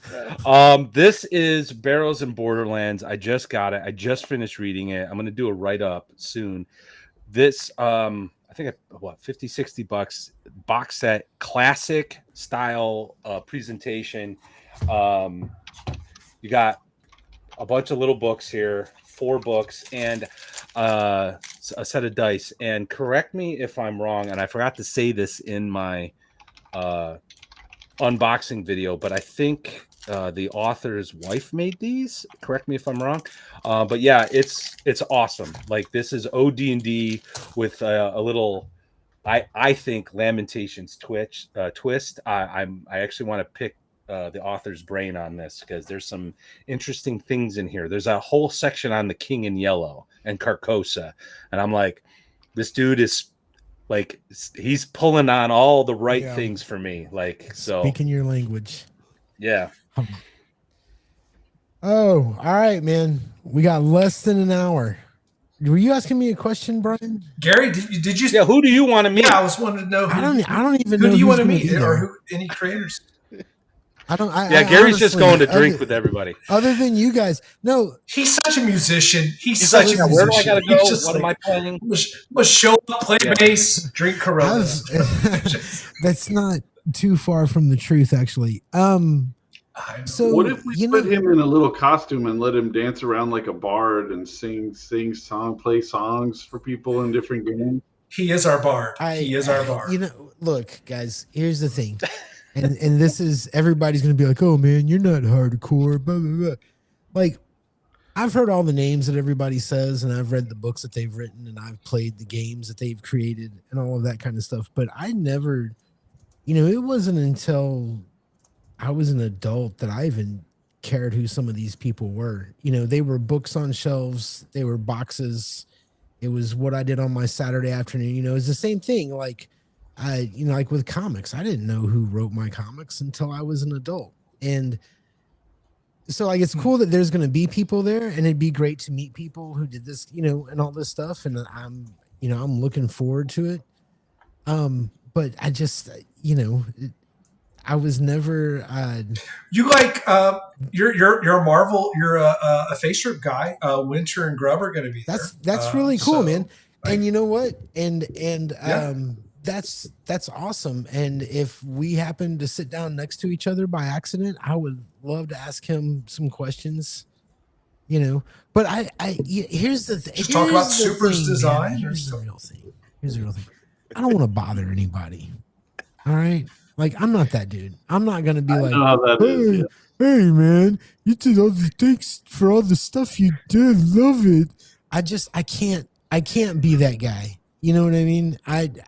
If I bump into somebody, I'll definitely say thank you.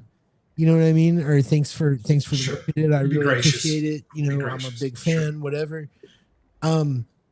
But unless like I need to pass somebody the salt for the beer or whatever, you know what I like? I don't want to intrude on anyone. I figured Gary, you could set up a little table. It's called like Gary's Appreciation Club, and when people walk up, you could just tell them how much you love what they've done in that voice. You just did that voice. That was a good voice. Absolutely. Thank you, man. I appreciate it. It's like Gary's affirmation table. They can come up to him whenever they need some compliments. If they're not getting any geeks coming up asking them for autographs. I was told the other day I give Gary, great I'll sign your book. I'll sign your book. I went through like 2 or 3 weeks of really like just bad, like not like seriously bad, but you know, like just negative mental health because I was working on this vampire book and I'm dealing with stuff that is out of my wheelhouse. You know, like I don't write books with guns in it very much. Yeah, like I'm dealing with all these things with how guns work and all this kind of modern stuff that I haven't had to deal with. And like it gets you down, you know. So when you have somebody go like, "Oh, I read this thing and it was really good," like that might be really important for the person that you're talking to. So don't feel like you're bringing them down. You know, like it's really tough to innovate and put out there and be like, I came up with this new thing, and then because if you just say I came up with this thing, here it is, then people can be like, well, I don't know, but if you make any kind of claim, like, you know, this is a cool, like when I did that Terra Invictus, that map I showed earlier, I came out with this what I think is a really cool way of doing this solo play and putting it up there. Like you can have these icons to resolve all of your solo play issues in the book, so you don't have to come up with an answer yourself. I can run it almost without an oracle, and be like, I can do this. But by making that claim, then it opens you up to people going, oh well, that's not that really. You know, you're not really innovating. You're not really doing anything really special here, and that can be really tough also because. When you go out on drive through and you see people who've put up a game and it has it doesn't tell you how many, but you can tell it probably has like 5 sales. Like that's a huge ego hit that person took putting that game out there and putting up, Condor DM might be the only one who's come back and told us about that. but I mean, it's definitely an experience that people have. Sorry, I just want to make. I know I'm kind of jumping back into this conversation. I talked to one of my, well, he's leaving. I was about to give him an awesome compliment. It's good that he's not hearing it. Then. Yeah. Don't inflate his ego, right? Yeah. So I've been doing this for a few years, as you guys have, and I've had a lot of hit or misses, and I've made some mistakes, and that guy, my co-host, who's become a really good friend to me, has just had this preternatural ability to call me out of the blue just to say hi right when I'm feeling at my lowest. And he has just constantly been saying things like, dude, you're doing things, don't give up, don't, and Flint, you actually put out a video a little while ago that I just happened to stumble upon where you were just like, I can't remember who you were quoting, but something about just, I'm going to continue to put my pen to paper, Yeah. Yeah. And like, if you're gonna fail big is where I'm at this point. F it, like we know we're not gonna make tons of money in this industry except Chubby. No, I'm just kidding. Well, but not really. But we know we're not gonna make a new mansion. Yeah, really I know. Great. You guys aren't gonna believe it. Yeah. We know we're not gonna make a ton of money. So there is a love of the hobby that we're doing this. So I'm of the opinion, screw it. I'm going to fail big. I'm going to say, hey, I'm trying to do this thing with this whatever.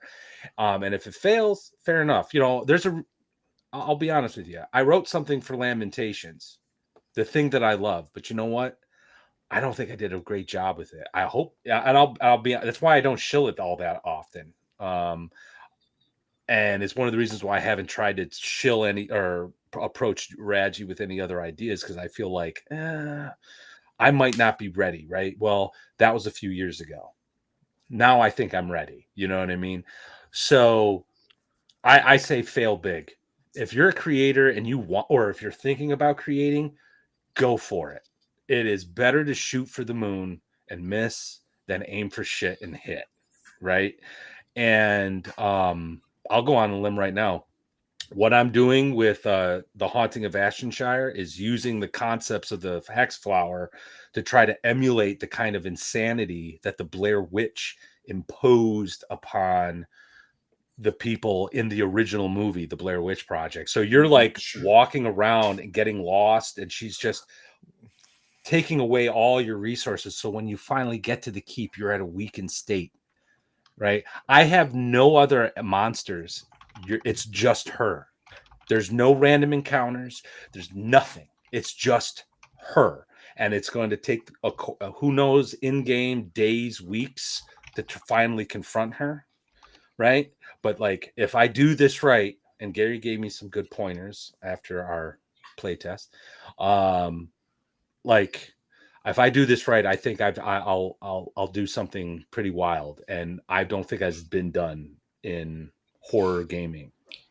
So if you're going to fail big.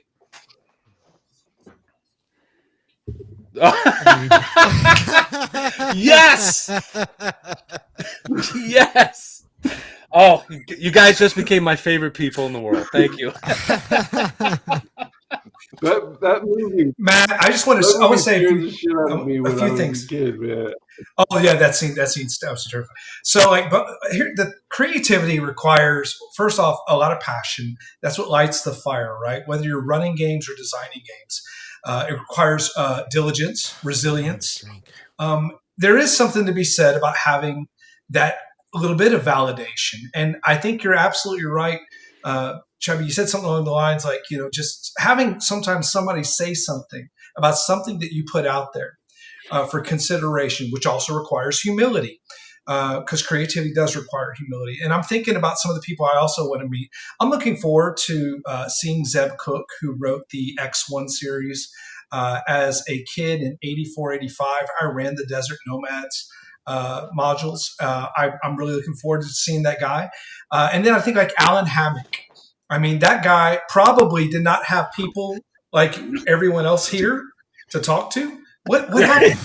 What happened? How did that happen? Did Gary zoom me in? It's your camera, dude. It's your camera. You blame me, motherfucker. Goddamn. Oh, hold on. So I bought a new camera. Sit back. Just sit back. It'll correct itself. It's like when I buy new technology. I'm such a zoomer.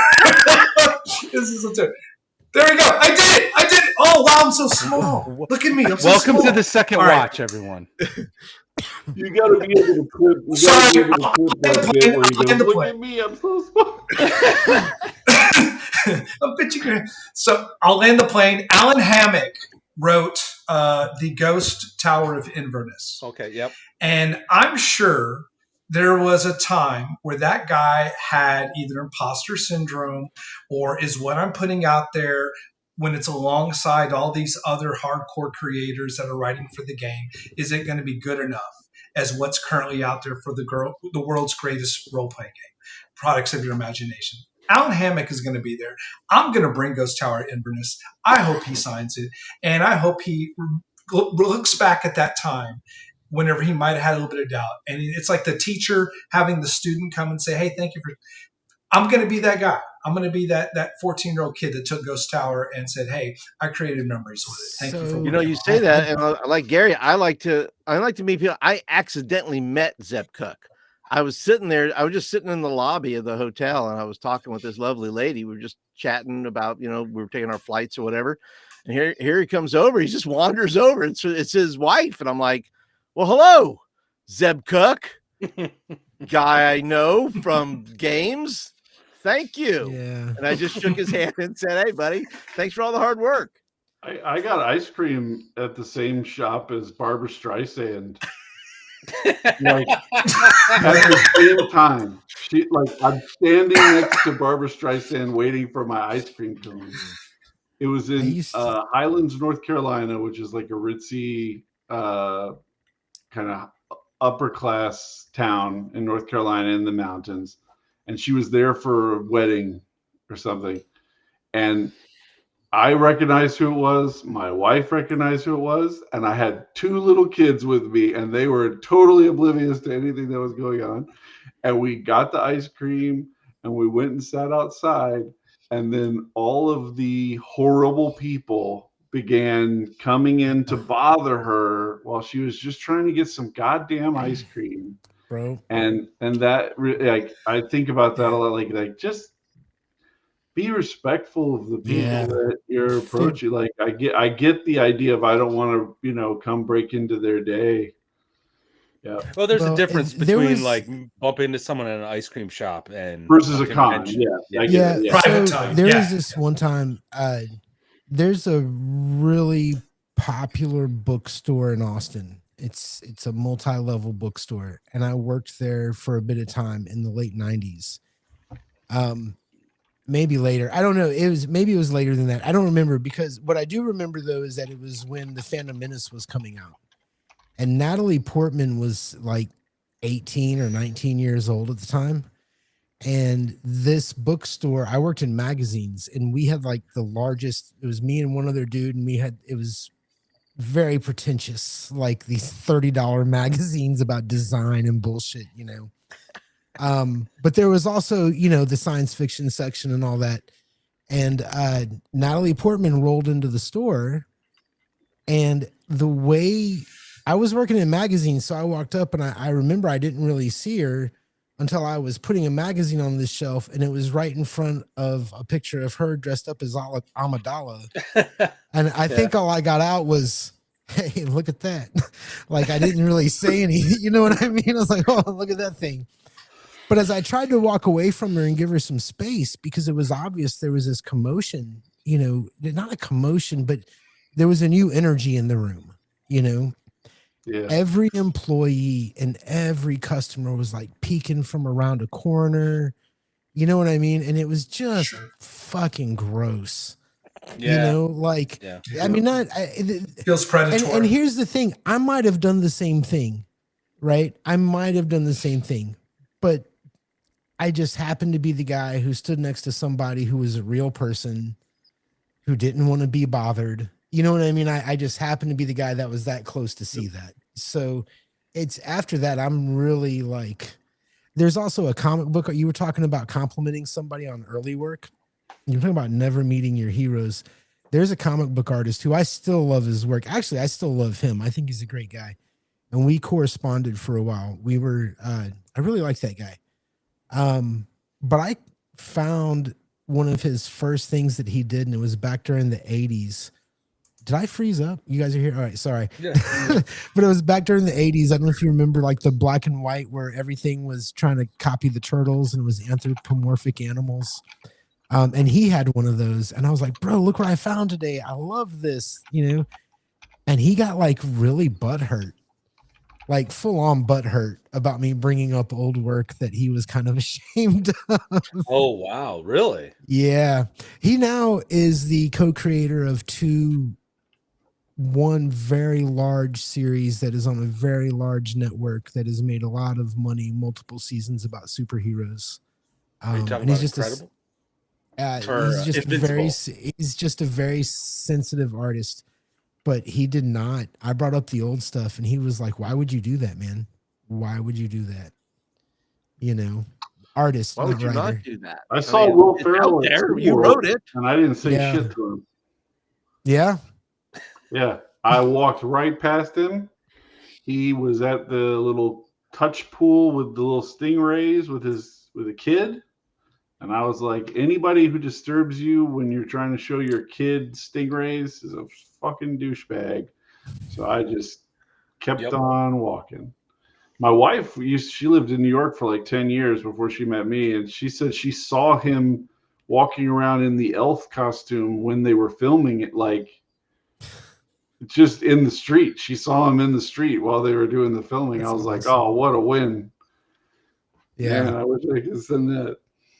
It's odd, and I think with the gaming community, and I've mentioned this before on the show, the gaming, and I was about to say you guys, because I don't think I have the same ambition as a lot of people when it comes to being a creator and publishing. If I come up with that good idea, I'll do it.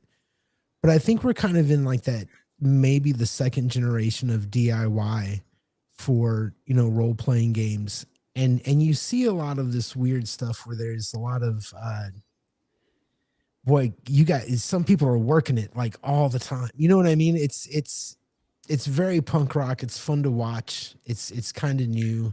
And the fact that people are kind of making an income from it now, it's just, I don't know how to explain it. I see a lot of things with independent music that I see with the independent game scene, and it's really fun to watch. It's really young, show your stuff. Sorry, I drank too much. My bad. No, you're good. No. I think that's an interesting point because 30 years ago, 10 years ago, 20 years ago, I should say, 20 to 30 years ago, this wasn't around, right? The YouTube, internet, blah, blah, blah. So like you were either writing for a company or maybe you were trying to do like a zine magazine thing that maybe, but you weren't, it was very centralized. And now we have this decentralization. And I think it's a good thing. Where anybody can publish anything and the means are at their disposal. I know, Chubby, you've said this on a number of streams. Just go do your thing, and I think that's a wonderful attitude to have. Ben Gibson said something similar when he was on. Like I was actually, because Ben's got an opinion about like how adventure design should be, but he didn't let that opinion and his personal preference make him like come off as an elitist or anything like that. He was encouraging people, just create, just do things, which resonates to me because I'm the same way. Just create. Like, Gary, you once told me that you as a guitar player, you wanted to do a lot of the artsy stuff and like the King Crimson and Yes and whatnot. Yeah, I'm late 70s. Yeah, well, I know, but I'm late 70s, early 80s punk. Like I love that shit. Yeah. That is my jam, and that's where I come from. And I just create like Ultra American TTRPG. I'm going to show your stuff real quick, bro. He first time ever writing anything. He published something with the Red Room. It's called Wretched Dixie. It's a little PDF. It's free. Good. Go check it out. It's fun. It's neat. It's got some neat ideas in it. And that's how this hobby is going to grow and perdure, which is the more important thing. This is how the hobby is going to perdure through time, is people just grinding and throwing their ideas out there. So it's the idea of the long tail, right? I mean, there's guys out there who write a song every day, right? I mean, they're publishing, they put a song out every day if they want, right? So I think it's the more you write. I mean, somebody may, discover something midway through your journey. You've written 100 songs and they find 101 and then they, buy your whole back catalog or whatever they do. But you have to be earnest to create in the process and show up every day to do it, to be found. Well, the and you also video I just dropped honest. is a talk by Ira Glass, who's a NPR personality on public radio in the United States, and he has a thing about that there's a difference in taste between your taste and your productive ability, and for a long time you're going to be producing stuff below your taste, whatever it is, and so you have to just keep working until you get over that level. So, to use Ultra as an example, I'm sure that when there was a point in time where he said, I'm done working on this and I'm going to release it, right? But at that moment in time, there were all kinds of things in his head that he was like, I wish I could have done this. I wish I did this. I wish I did that. Yeah. But you're never going to get all those things resolved if you don't just start putting the things out there. Yeah. And once you get the things out there, then you can start making changes. Like I wrote Shadow Sun 2 years ago. I still think of all sorts of things that I would do differently today. And I consider myself to be a fairly mature creator at that point. I had already written a 350-page OSR book. I'd done all kinds of stuff, but still, like you're always going to be finding stuff that is below what you wish it could be, but you just have to keep working until you get to that point. Even as a master creator, there's still going to be probably some things that you're like, I just can't get this thing to work the way that I want it to work. And that's that's one of the, anytime you're in any creative field, you really have to be honest with yourself, and you have to compare your work to the work that everybody loves. I know everybody's like, no, I'm an individual, I'm going to do my own thing. Well, that's cool, man. Have fun doing your other job too. Right. Yeah. You've got to, you really, and when I say be honest with yourself, I mean, look at your product next to the product that's selling and really rate what you're doing against that. Does it look as good? Is it as easy to read? Can I use it as well? Everybody who writes their first song thinks they've done something really great. And I'm included in that. I am not a songwriter. I've written a lot and they're not good, man. They're just not good. And you have to be honest with yourself about things like that. And you have to work harder. And the guys who are going to win this game are the guys who are consistently working harder than the day they did before. You can't practice stuff, you got to practice stuff that's hard for you to get better. So anyway. Like when you think about this hobby and how this hobby creates all of these ancillary and satellite industries and where it's really gone over the last 50 years. And I never really was much aware of the zine scene, and to find out about Lee Gold and I guess it's Alarms and Excursions, which is a 45-year endeavor of a zine that is, I mean, I'm sure being on the outside of the industry that was growing at that time. And she only stopped publishing her zine, I guess, like 5 or 6 years ago. Or no, she's only missed 2 years out of the last 45 years of doing zines related to running games. Yeah, I never knew. Like she I guess she's in her 70s now. But anyway, the fact that there's this discovery for me right now after running games for 40 years about Lee Gold and what she's done, being one of the first people to challenge Gygax in 75 or 76, him calling her and saying, you're a woman. She eventually hung up on him. But the fact that these sort of people are so inspired to want to promote this hobby and enrich it. And like that whole zine scene, which it's so cool to see it returning over these last, I guess, maybe last 6 or 7 years. Glenn, the Mitterlands, I love Glenn Seals, I think is the creator. He's the UK guy. And he's got, and obviously Kelsey's embraced the format. This whole zine format and Chubby, like you're killing it. Like just having that digestibility that allows us to quickly get in and have that spark of something that either promotes creativity or reinforces maybe something that that we enjoy. But yeah, it's really kind of wild how this industry and this hobby has evolved. But yes, alarms and it's legal. You guys, I just wanted to. in the chat, so. You got a question for Flint? Is the crit happens mostly an anthology type, or are they connected to a setting? Or question?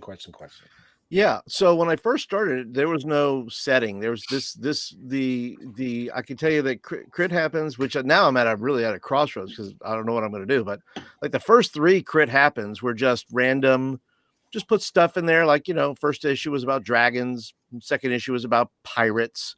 The third issue was about schools and having more schools or colleges or learning places in your system where players could spend downtime to learn, whatever they wanted to learn. And then when the 4th issue comes out, that's when the Hex Crawl of Horror kind of thing came up. And then I started doing that. And then I got into the setting part where I started doing the 33 steps and all that. So now 4 through 11 is now Hex Crawl of Horror. So it's a system agnostic, so you can use it. I'll put some verbiage in there, to where you say, hey, just put it in your system, however you want to put it. I'll put some things in there that, that will clue you in, that type of stuff. But yeah, the setting's an original setting, for a place called Kriesh.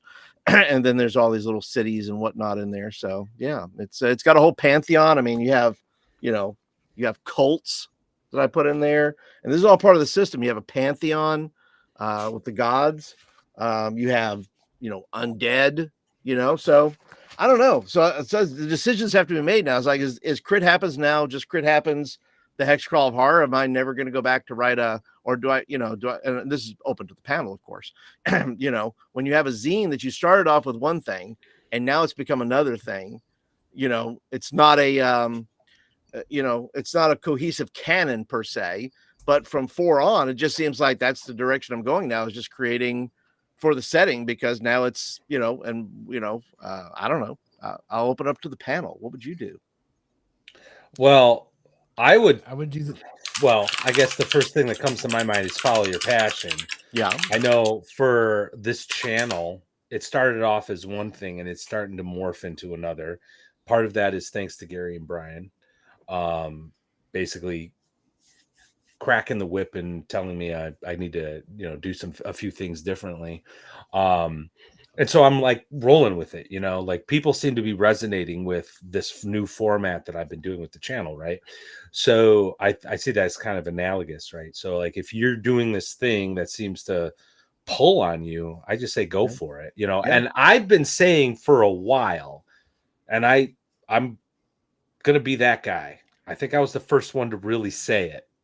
We don't need more retro clones. We need setting material. And Crit Happens is providing that. Yeah. Juice. Like that's what we need. Yeah. Crit Happens is juice. Yeah, juice I like that. I like that expression.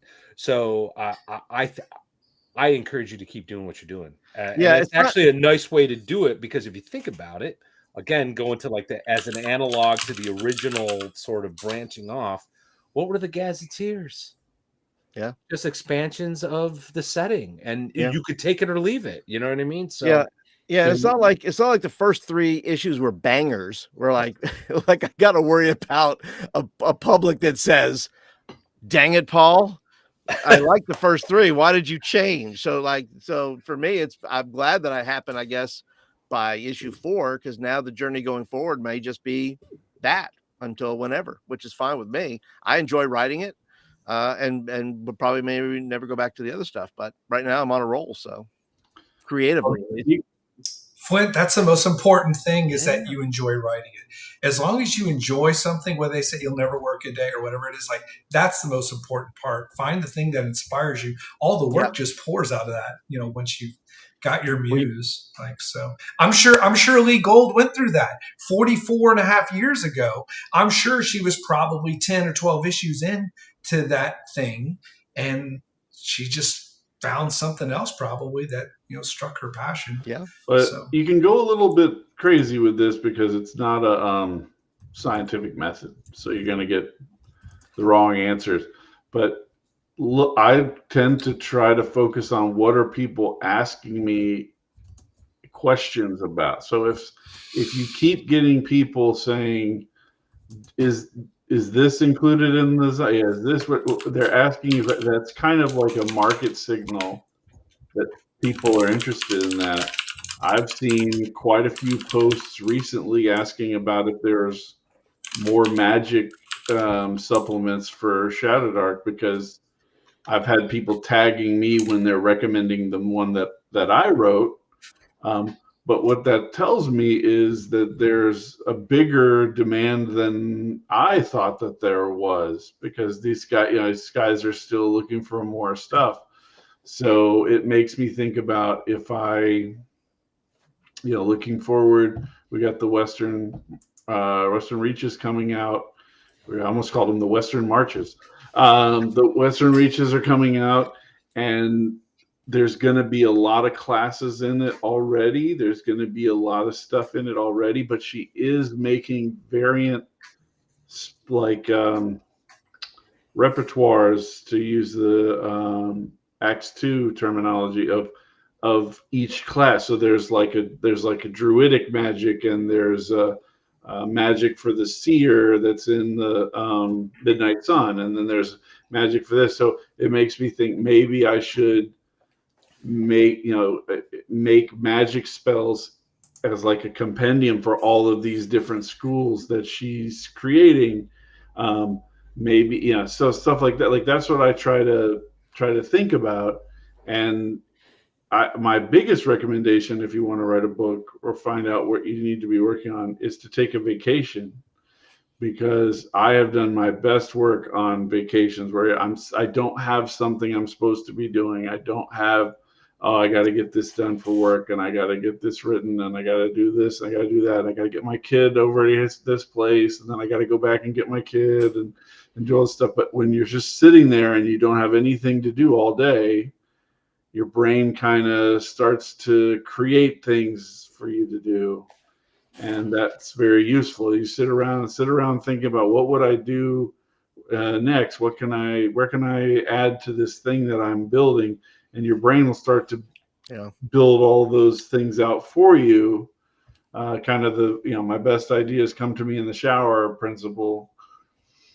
Yeah. Major musings. Thanks for stopping by, man. Yeah, I think like you said, listening to what's going on is just, and how you then port it into whatever it is you're doing, and saying, hey, okay, well, I can do something like that for a system agnostic type system, and put some of that stuff in there. Yeah.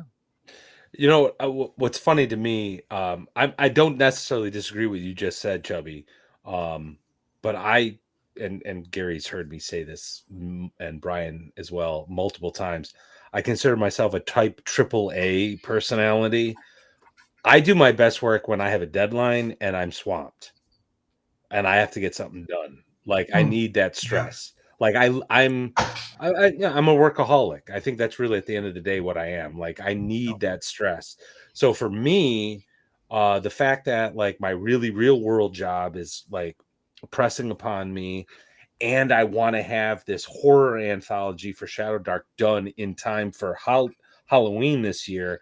Like I'm like, my brain's on overdrive, and I'm just like, okay, I got to make sure this. So I think for me, if I were to give anyone writing advice, creating advice, know thyself, know who you are, know how you think, and don't be afraid to lean into that. Yep. Like if you need to go on a freaking vacation to Hawaii because your Shadow Dark material that you've been writing has been going gold and platinum, like Chubby, and you're on the beach and you're just like typing away. No, I'm just kidding. I'm fucking in a bathtub full of money. Yeah, Scrooge McDuck in it. That's great. Lean into that. I got one of those in my hotel room at this place. I don't want to keep any of it. I just want to get when you go places. I'd like a tub full of money, please, that I can roll around in. Word. Yeah. And no brown M&Ms. And no brown M&Ms. Yes. Yeah, but lean into it. Know thyself. Know how you are. There's days where I wake up and I'm like, I got to make sure I write today. But like, for whatever reason, I'm like in this mental state. Yeah. I'm like, you know what? Not today, but definitely tomorrow. And then I do. And that's what but that's how I am with everything. Well, Not today, but maybe tomorrow. And then tomorrow it gets done. So you just got to know yourself. There's no wrong way to create. There's And- no But wrong but way. you need. I Wizard of would the add the Coast caveat: is there's no agreeing wrong with you, way, Brian. provided you're being true to yourself. If you're just coming up with excuses, that's one thing, right? Word. So, but anyway, like I said, I'm a type AAA. Like I Well- work best when there's a deadline. Well, And law I'm is stressed a out. I would- pie eating I would contest say- where the prize is more pie. I missed So- half of that. Sorry. Yeah, True. Law is a pie eating contest where the prize is more pie. So it makes sense that he would be in this Yeah. profession. that is true. I would, is true. I would, you know, Chubby, you were talking about going on vacation, and something that I agree with that, but maybe for a different reason, or maybe it's the same thing. But you know, I'll have a million ideas about a million different things that I think would be really cool, and they all go away really quick.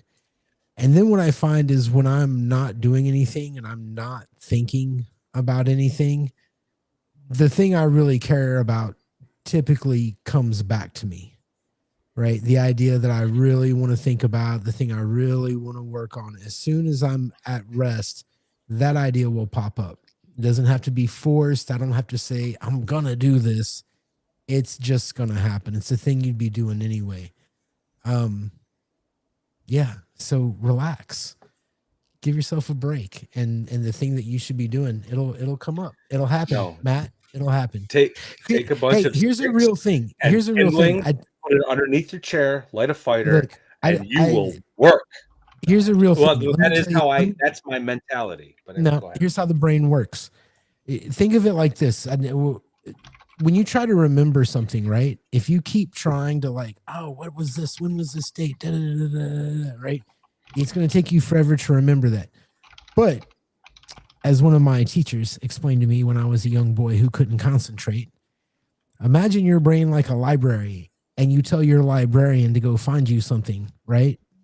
But you keep calling it back. Hey, wait, what about this? Hey, wait. Then they never has a chance to find anything. But if you just hang out and let your librarian go to work back there, it'll all come up. Like you've got to stop thinking about things occasionally. You've got to let your brain do the work behind the scenes. You've got to take these things from the forefront that are just going around in circles. Give yourself time to think about them. The wisdom of the musician. I am It's- not it's going to just- necessarily disagree with that, but only because I think Gary's a very different person than I am. Like I said, I need to have deadlines. I need to have someone looking over my shoulder, and that person looking over my shoulder is the game designer that I want to be. I have a mental cat of nine tails that I'm constantly doing this with. Thou shalt not suck. And I'm whipping myself. I'm like every time, and I look at that Lamentations module that Radji published, and I'm like, I could have done better. You know what I mean? I just saw the truth here. See, Gary is Tim the Toolman Taylor, and you are the Al Borland in this relationship. Son of a bitch. He's banned from the channel. No, I'm kidding. I knew it happened eventually. The flannel brought it all together. Pretty good. I think, listen, there's what I notice when I look at the third party scene and the indie scene is I notice some people like Chubby, you have your shit together. You're just working and you're not paying a lot of attention to anything else. Nose of the grindstone products coming out. You know what I mean? And then I see a bunch of other people who there's a lot of talk, man. Like the amount of time spent talking and not working is kind of wild. Oh yeah. The amount of time spent complaining about things that were completely under your control that you could have changed It's just, and I say all these things not being a creator. If I ever come out with anything, I'm going to get fucking railed. But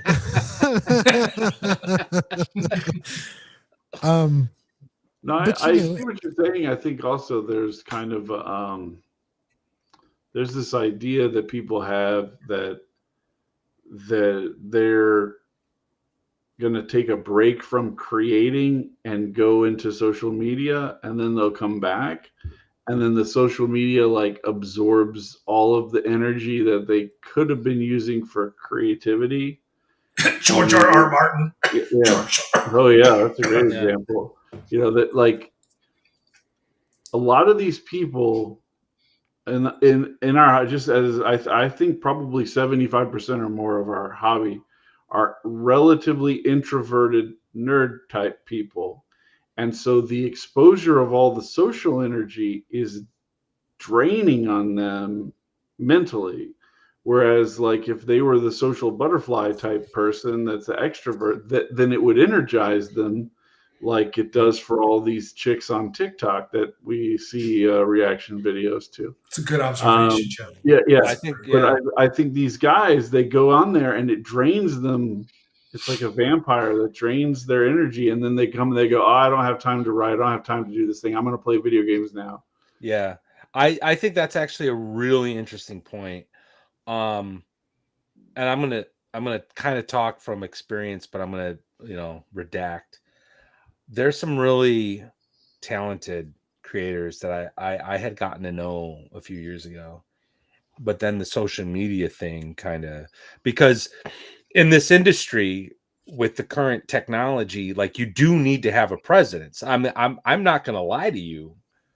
The whole part of the reason why, like, I finally conceded to Gary saying, like, dude, we got to do a podcast, we got to do a live stream, was I want people to know who I am, to know that I write, blah, blah, blah. It's part of marketing, but you can't let this, become your thing. Like we just, like a few hours ago before we got on the stream, Gary and I were talking. I'm like, dude, we should probably do some more videos because the algorithm likes it. And I'm like, but I don't have the time. Blah, da, da, da, da. There's that conversation.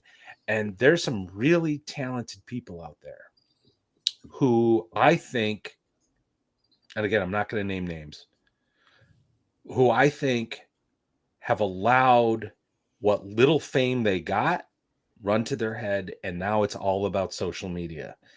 And I think that has done a disservice to them and their creative output. So I do agree with what you just said there from a personal experience. I think there's also a portion of people who are only doing it for that attention, and then they feel like they're tapped into it. That was I forget the name of the woman who released those tapes of David Hill and the other people that were attacking Zach Smith. Yep. And how the interesting thing to me was how they talked about stuff like that there was only a limited amount of oxygen in the room, and they had to wipe people out in order to suck up more oxygen. Yes. Yep. That is so, and this is kind of part of what I was talking about when I was talking about this sort of, the indie scene for games is in this weird phase that I kind of recognize, is that there's this idea that there's only so much success. That success itself is some sort of limited resource. And if one guy has it all, I'm not going to be able to get more. And that's just not true. That's just not the way it works at all. You look at the people who are really successful, and I feel like a lot of these guys belong to a network that lifts each other up. Unfortunately, in gaming, those networks tend to want to tear other people down as well. I don't know why that is. But it just seems to be the way it goes. Eventually, give it another 5 to 10 years, and people are going to start figuring out you don't want to talk shit publicly. You don't want to make enemies out of people you've never met. There will be a maturity, and the people who do mature are going to be able to eke out a living, man. There's this other thing that happens where I see these people talking, and it's like, who told you were going to make a living doing this, bro? Like, holy fuck. Like, Yeah. it's not like you applied, like you decided to do this. You knew what it was going to be. Don't be mad at me because I'm not supporting. Anyway, sorry. I've had too many drinks, dude. We got to end on something positive. I have an idea for you, Matt, on how you could add more videos to the channel. Have you ever seen Drunk History? Yes. So I've heard of it. You do drunk role-playing game reviews with Gary, and you get him loaded up, and then you just start asking him these questions, and he's gonna get to where he can't even talk. He's like, he's like trying to. Is it drunk RPGs? Drunk RPGs. You could bring in some serious viewers. You know, it's funny. You could also just part of the conversation streams and part of the conversation we had earlier. I was like, well, what if we did like a Dungeons and Dads thing where like we have our kids and this, that, and the other thing, blah, blah, blah. And then on the other spectrum, we have wasted gaming. So I like this. To what Gary said too, Joe Rogan had an interesting quote too. He says, for comedians, delusion is part of what helps you get by, like musicians. Delusion serves a purpose in the early days, but you can't live in your delusion. You have to have it as motivation. You have to have it as like, I can get there, but then you have to find a place where you even out. And then you start to realize, I'm not going to make a living doing this, but I still love doing it. You may not become, all these great comedians that never had a TV series, never did a movie, never did anything, but they still work that stage because that's like, hey, this is what I do. And you're delusional to that level. It says, hey, I can still work a stage. I can still busk in Nashville. Yep. And I may never be a star, but you know what? I'm delusional enough that I can still get out here on the street and play a song. Well, and Flint, you hit on it. It's if you're really serious about whatever it is that you're doing creatively, it's got to be something you'd be doing anyway. That's right. Right? It's not something like, I want to do this, and then you sit down and motivate yourself to do a thing. Nah, it's something that you are going to find yourself doing. Chubby's working on his next book right fucking now as we speak. I hear him typing. He's working. Writing a YouTube comment. I guess, but you understand what I'm saying though, right? It's not, it's not something that you want to do and maybe I'll do. It's something you can't really stop yourself from doing. Now, there are professionals who have schedules and set deadlines, and they've taken a different attitude on it. But if you don't already kind of have that attitude for this type of work, you know what I mean? I don't, and it's okay. There's something about culture right now where everybody's got to be doing something. It's all right to be a fan. I'm never going to create a better game than what I'm playing right now. I'm not. Maybe you guys will. I probably won't, I'm all right with that. I can answer that Barrows and Borderlands questions. Like, I can't just not do it. Like, if I have the idea, it starts going down the path. And I think I talked about this when I was shilling stuff in episode we did earlier. Yep. That like I do stuff on my phone, but then once it reaches like a critical mass of a game outline, it just starts getting done. It starts getting laid out. It starts getting art put in it. It starts getting written out, and eventually it comes. The Greeks used to talk about the muse as something that was forced on you, like you have to do this by the gods. That they're forcing it out of your personality. Yeah, and I had a conversation with my son, who I love to death, obviously. But he was like, I think I'm going to be a professional soccer player. And I was like, no, you're not. It has nothing to do with, I don't think you could be a professional soccer player. It's that if you were going to be a professional soccer player, every day you would get up and you would talk about soccer, and you would go downstairs and you'd be you'd be dribbling around, waiting out in the backyard. You'd be constantly thinking about soccer, practicing soccer, doing stuff for soccer. and you want to watch TV and play video games and do all this other stuff, and that you will never be the next Messi if that's your attitude. And I'm like, I don't expect you to be the next Messi, but the next Messi, who's 14 years old right now, is not watching TV, he's not playing video games. He is practicing soccer every fucking day, and that's who you are. What you do with your time. You spend all your time, watching TV. Then that's what you are. You're a person that watches TV. You're not a creator. You're not a great athlete. You're not whatever it is. Yeah, that's what you've chosen for yourself. That reminds me of I cannot remember the actor's name. He's the guy who played Morpheus from fucking Fishburne. Lawrence. Yeah, Lawrence Fishburne. Fishburne. I can't remember what he was promoting, but someone asked him about acting in his life, blah, blah, blah. And he looked at them and said, if I do not act, I will die. Yeah. And I thought it was kind of melodramatic to say, but he's an actor, blah, blah, blah. But when I think about it in this context, dude, when I come up with a fucking wacky idea for an RPG supplement, whatever it is, like, I'm excited about it, and I think it's important. I think it's important. I have a passion, a love for this hobby. These two guys, Brian and Gary, can tell you, like, I started coming up with an idea for like a punk rock necromancy cult. I have no idea what I'm going to do with it, but I bombarded them with like text for like 3 days straight with like ideas like, oh God, and then this could happen, this can happen. Like, I don't think I'll die if I'll stop, playing RPGs, but my life is going to get a lot more gray. You know what I mean? So I hear exactly what you're saying, Chubby. Like, you need to love what you're doing to create. Yeah. Now, whether you need to take a vacation to create or be like me, type AAA and just be putting all this pressure on yourself, that's, I guess, depending on the type of personality you are. But I think we can all agree, like, you need to have a love of the hobby to participate, like, on that level. So. And as somebody who is not a gold bestseller on Drive-Thru-RPG, join the club. Okay.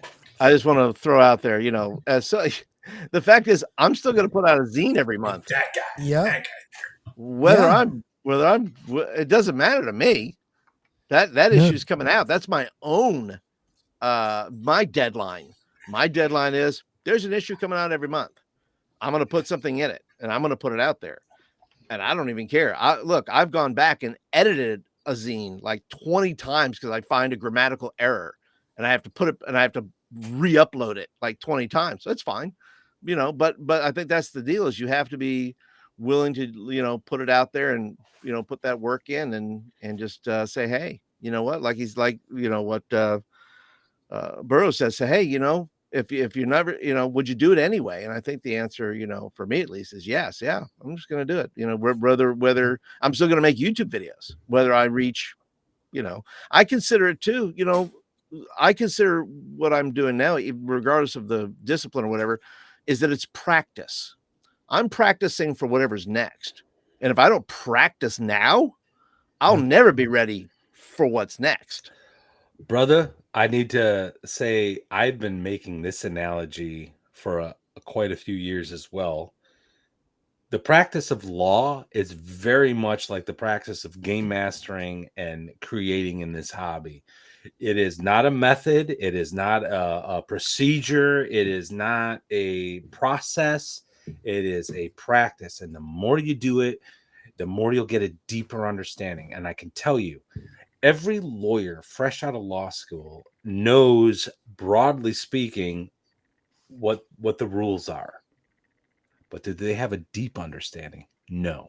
They get that from practice, through their practice. And that's why they call it that. And game mastering is the exact same thing. And I am sure that insight is what motivated Alexander Mekris to write Arbiter of Worlds, because he makes that exact same analogy. So yes, absolutely, 100%. Texas. That is my goal in North Texas. Like I said, like I'm going to be in I think it's seven scheduled games. And with like kick-ass creators, it's going to be all different types of stuff. Hoping to get it. And I'm going to be in a vampire game. I'm going to be in it was like a mutant future type game. I forget exactly what the name of the setting is. All these different types of things. If you only play one type of game and that's what you're all in on, then you're not gonna see the world in a new way, and that's what you need to do. Someone brought up earlier in the chat about like how many games a casual person will have exposure to and how many games a serious role player will have over the course of their lifetime. Like my goal is to play brand new systems I've never played before at the table, maybe books that I've owned and read, but I've never got to actually sit down and play them and see it in practice.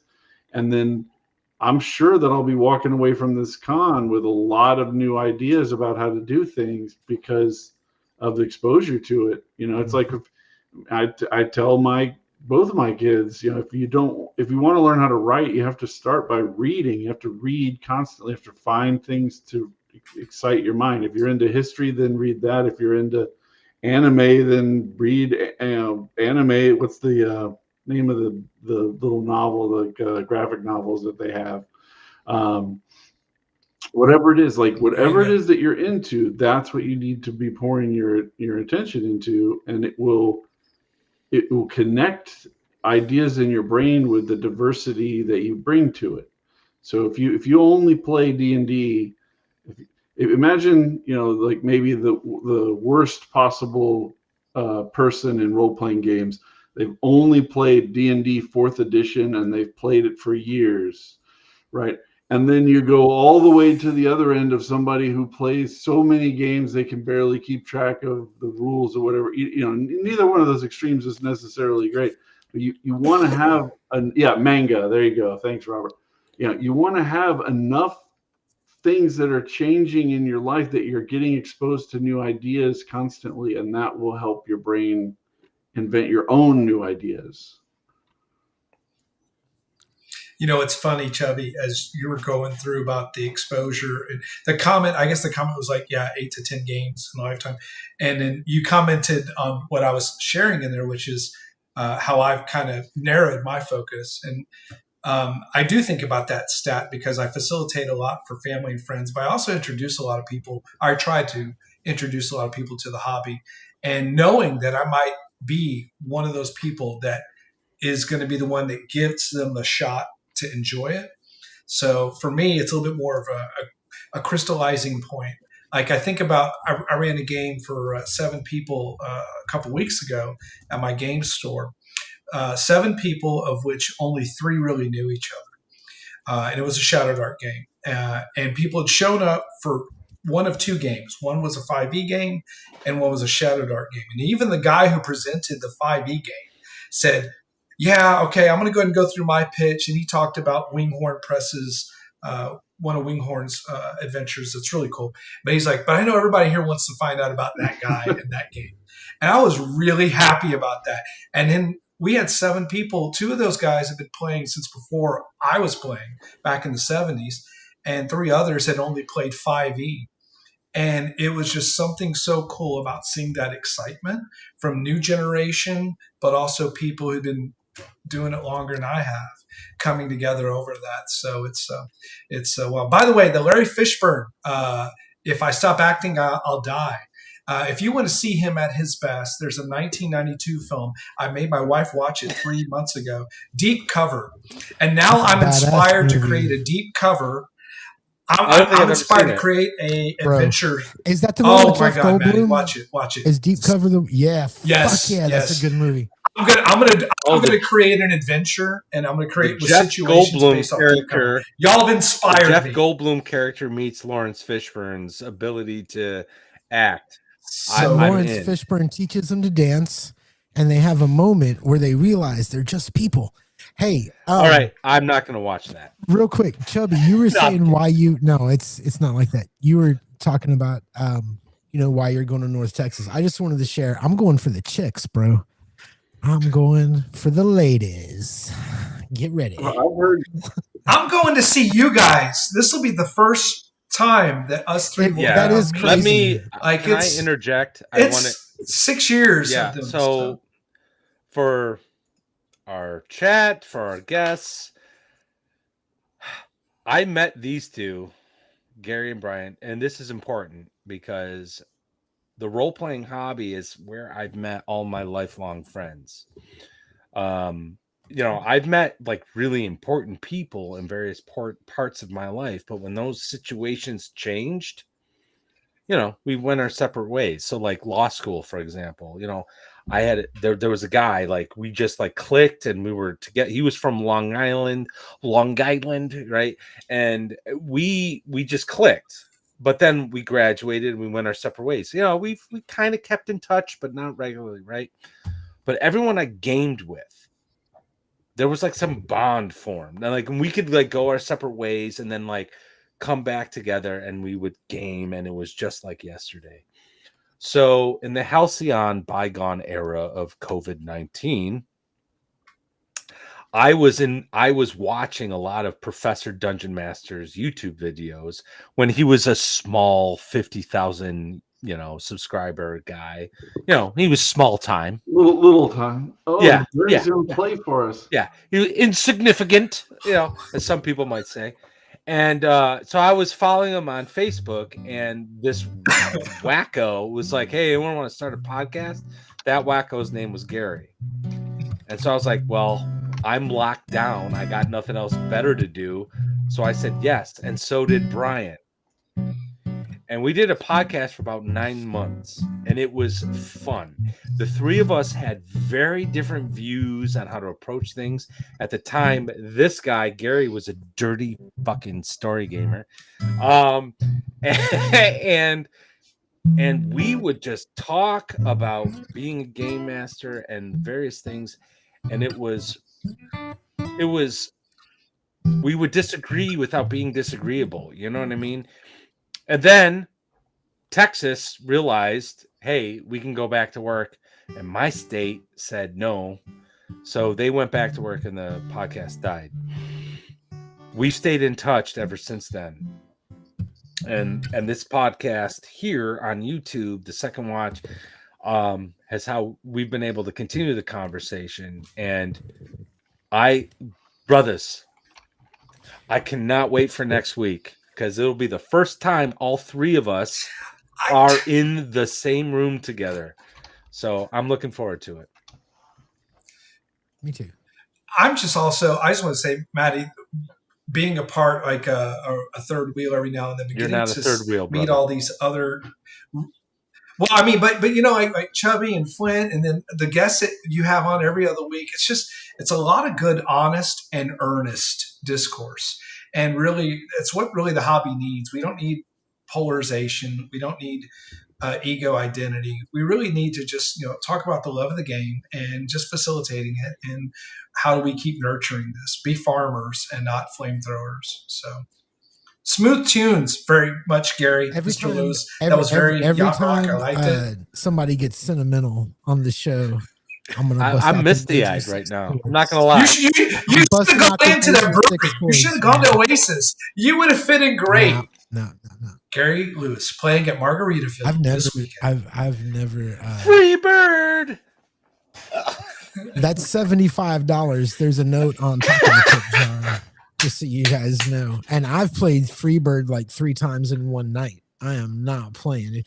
One time I did it a cappella. Gosh. One time I did it by myself with an acoustic guitar and sang the I'm not going to do it right here. It was like fucking song. Anyway. All right, guys, we are late. I'm really.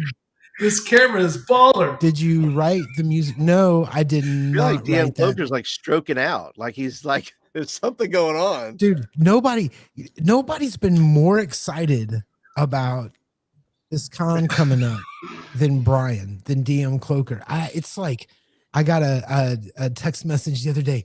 1 week and we'll all be together. And I wanted to text back, no touching. You know what I mean? Please tell me somebody's going to run down the hallway screaming somebody's name and then jumps into their arms. That's Matt with Reggie. Oh no, yeah, no, that's going to be Reggie will have no there's going to be a clothes on. slow motion. No matter how long There's going to be slow motion, and I'm going to be like, I'm gonna have to jump in. It reminds me of Billy Madison, where him and like Chris Farley run into each other. There's gonna be a moment with the penguin. There's gonna be a moment where you don't even realize what happened, but you're gonna start running, and I'm gonna have to throw my body in between you and anything shadow dark like a bullet. You know, and I'm like, and then Brian, I did it for you, man. I wonder like about things like is Kelsey Dion going to be like mobbed by people? She all better. the time? I resigned myself to the fact that I'm not going to get to meet her because she's pretty much she's going to have her. I'll tell you right now, from my understanding, and this is just my observation. Even people who were critical when Shadow Dark first came out, Vedra Satanis was one of them. She took a picture with him. She knew who he was, and she took a picture with him when he approached her. So, like, I think if you're like respectful and you're just like, "Hey, blah blah blah," she might. I mean, my only caveat would be is just be prepared for her to say no, you know, and just be. How big is this? Like, how many people are realistic? I have no idea. It's not like Gen Con, but it's not. It's obviously not like VentureCon. Like my understanding, it was like 500 or it's 500 or so badges, but like it's got to obviously be more than that. So not much more. It's maybe 550, probably tops with 1 day people like coming in like at peak. You know, that type of things coming in. Yeah. That's going to be us because we didn't get badges. Yeah. Badges? Yeah, we don't need no stinking badges. We agreed. Yes, we were all on board to do it. And then we found out that the badges had been sold like 2 weeks. They had sold out 2 weeks before. We were so excited. I actually got a badge after it was sold out. Well, some of us are like gold selling. You're VIC. You're a very important dude. Very important. I had a friend who is on the inside. I'm going to go to famous people. I think when I see them there, say, "Hey, do you want to take a picture with me and put it on your Instagram?" You know what? I like that move. That's a power move. If I ever saw one, that's Riz. Hey. Flint's got Riz. Yeah, he's got Riz. Hey, I got a YouTube channel. You want to take a picture with me? Because I'm doing you a favor.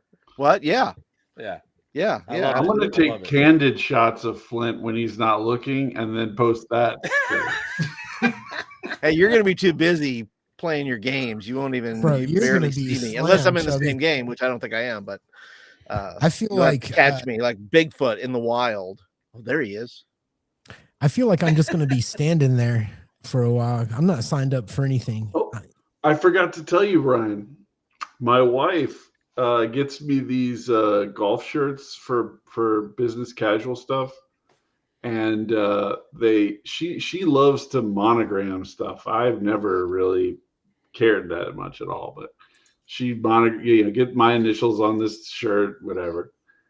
And she ordered one for the con that has Sea Fun as the monogram on the shirt. Nice. I thought you were going to say the logo. I thought the logo was going to be out there. I told her that you had started calling me Sea Fun and that it was like a funny thing. And she was like, "Oh," and she just started typing on her phone.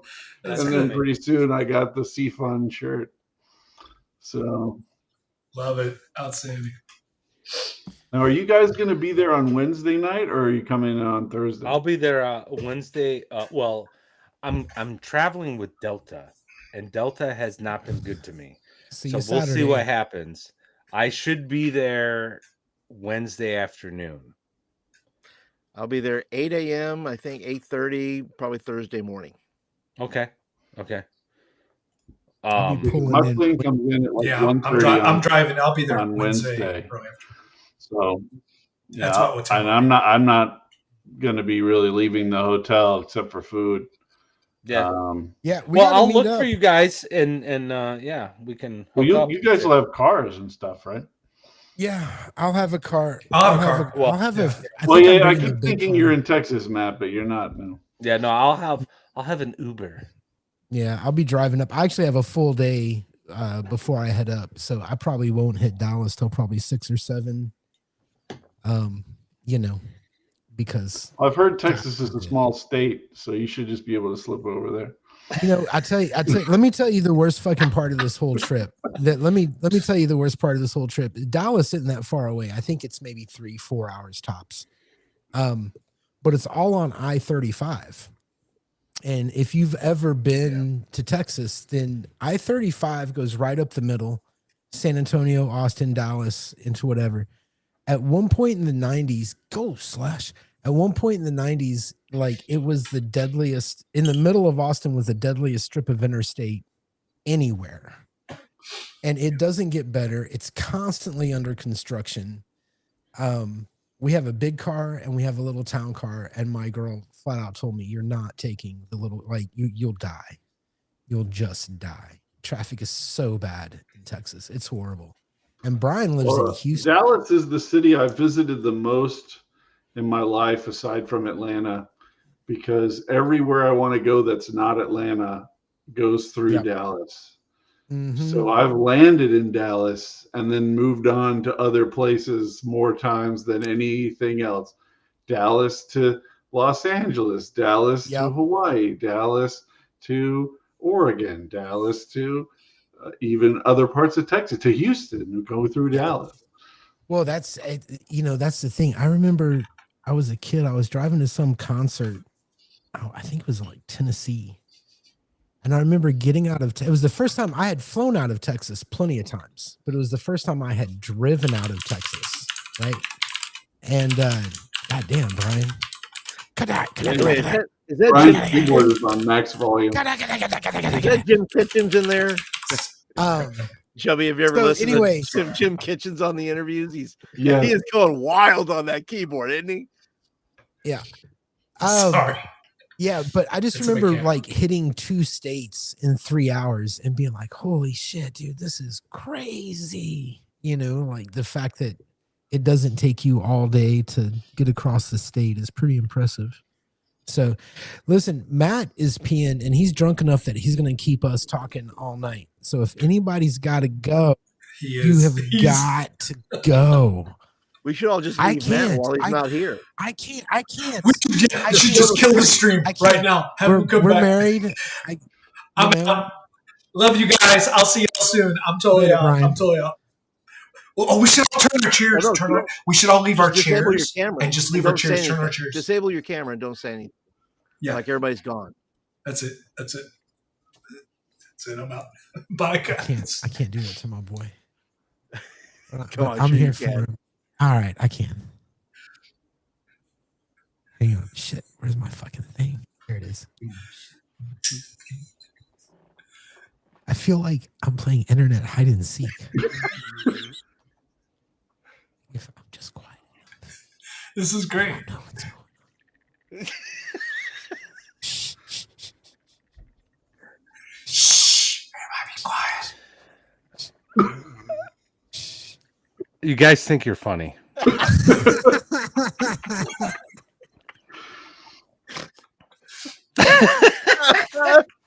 was pretty funny.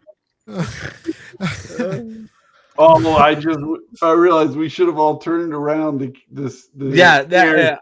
And then when we came back on, we were all turned around.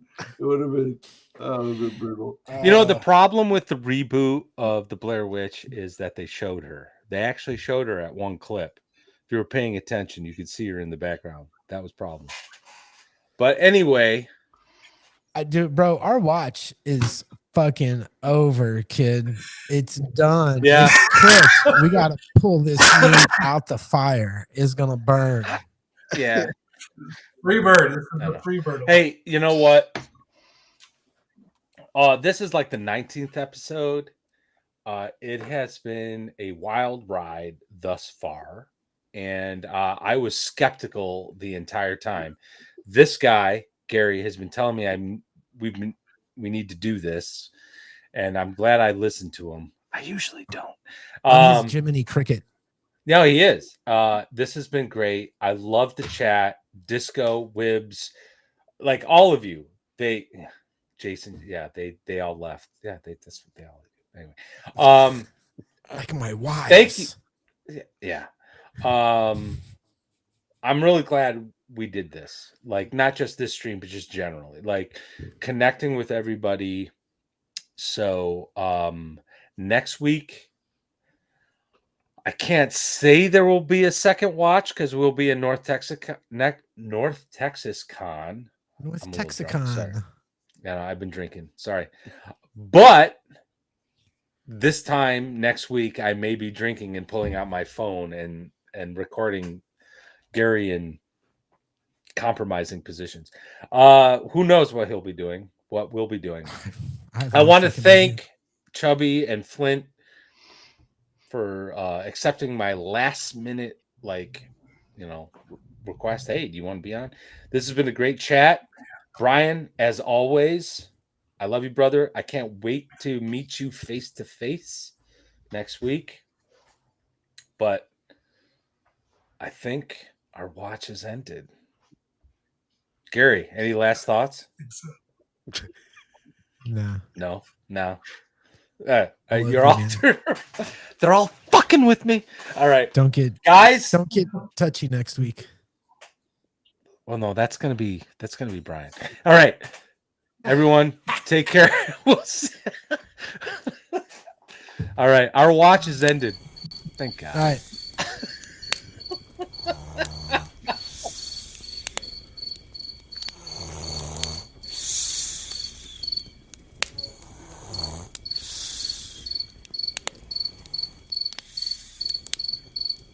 Thank you.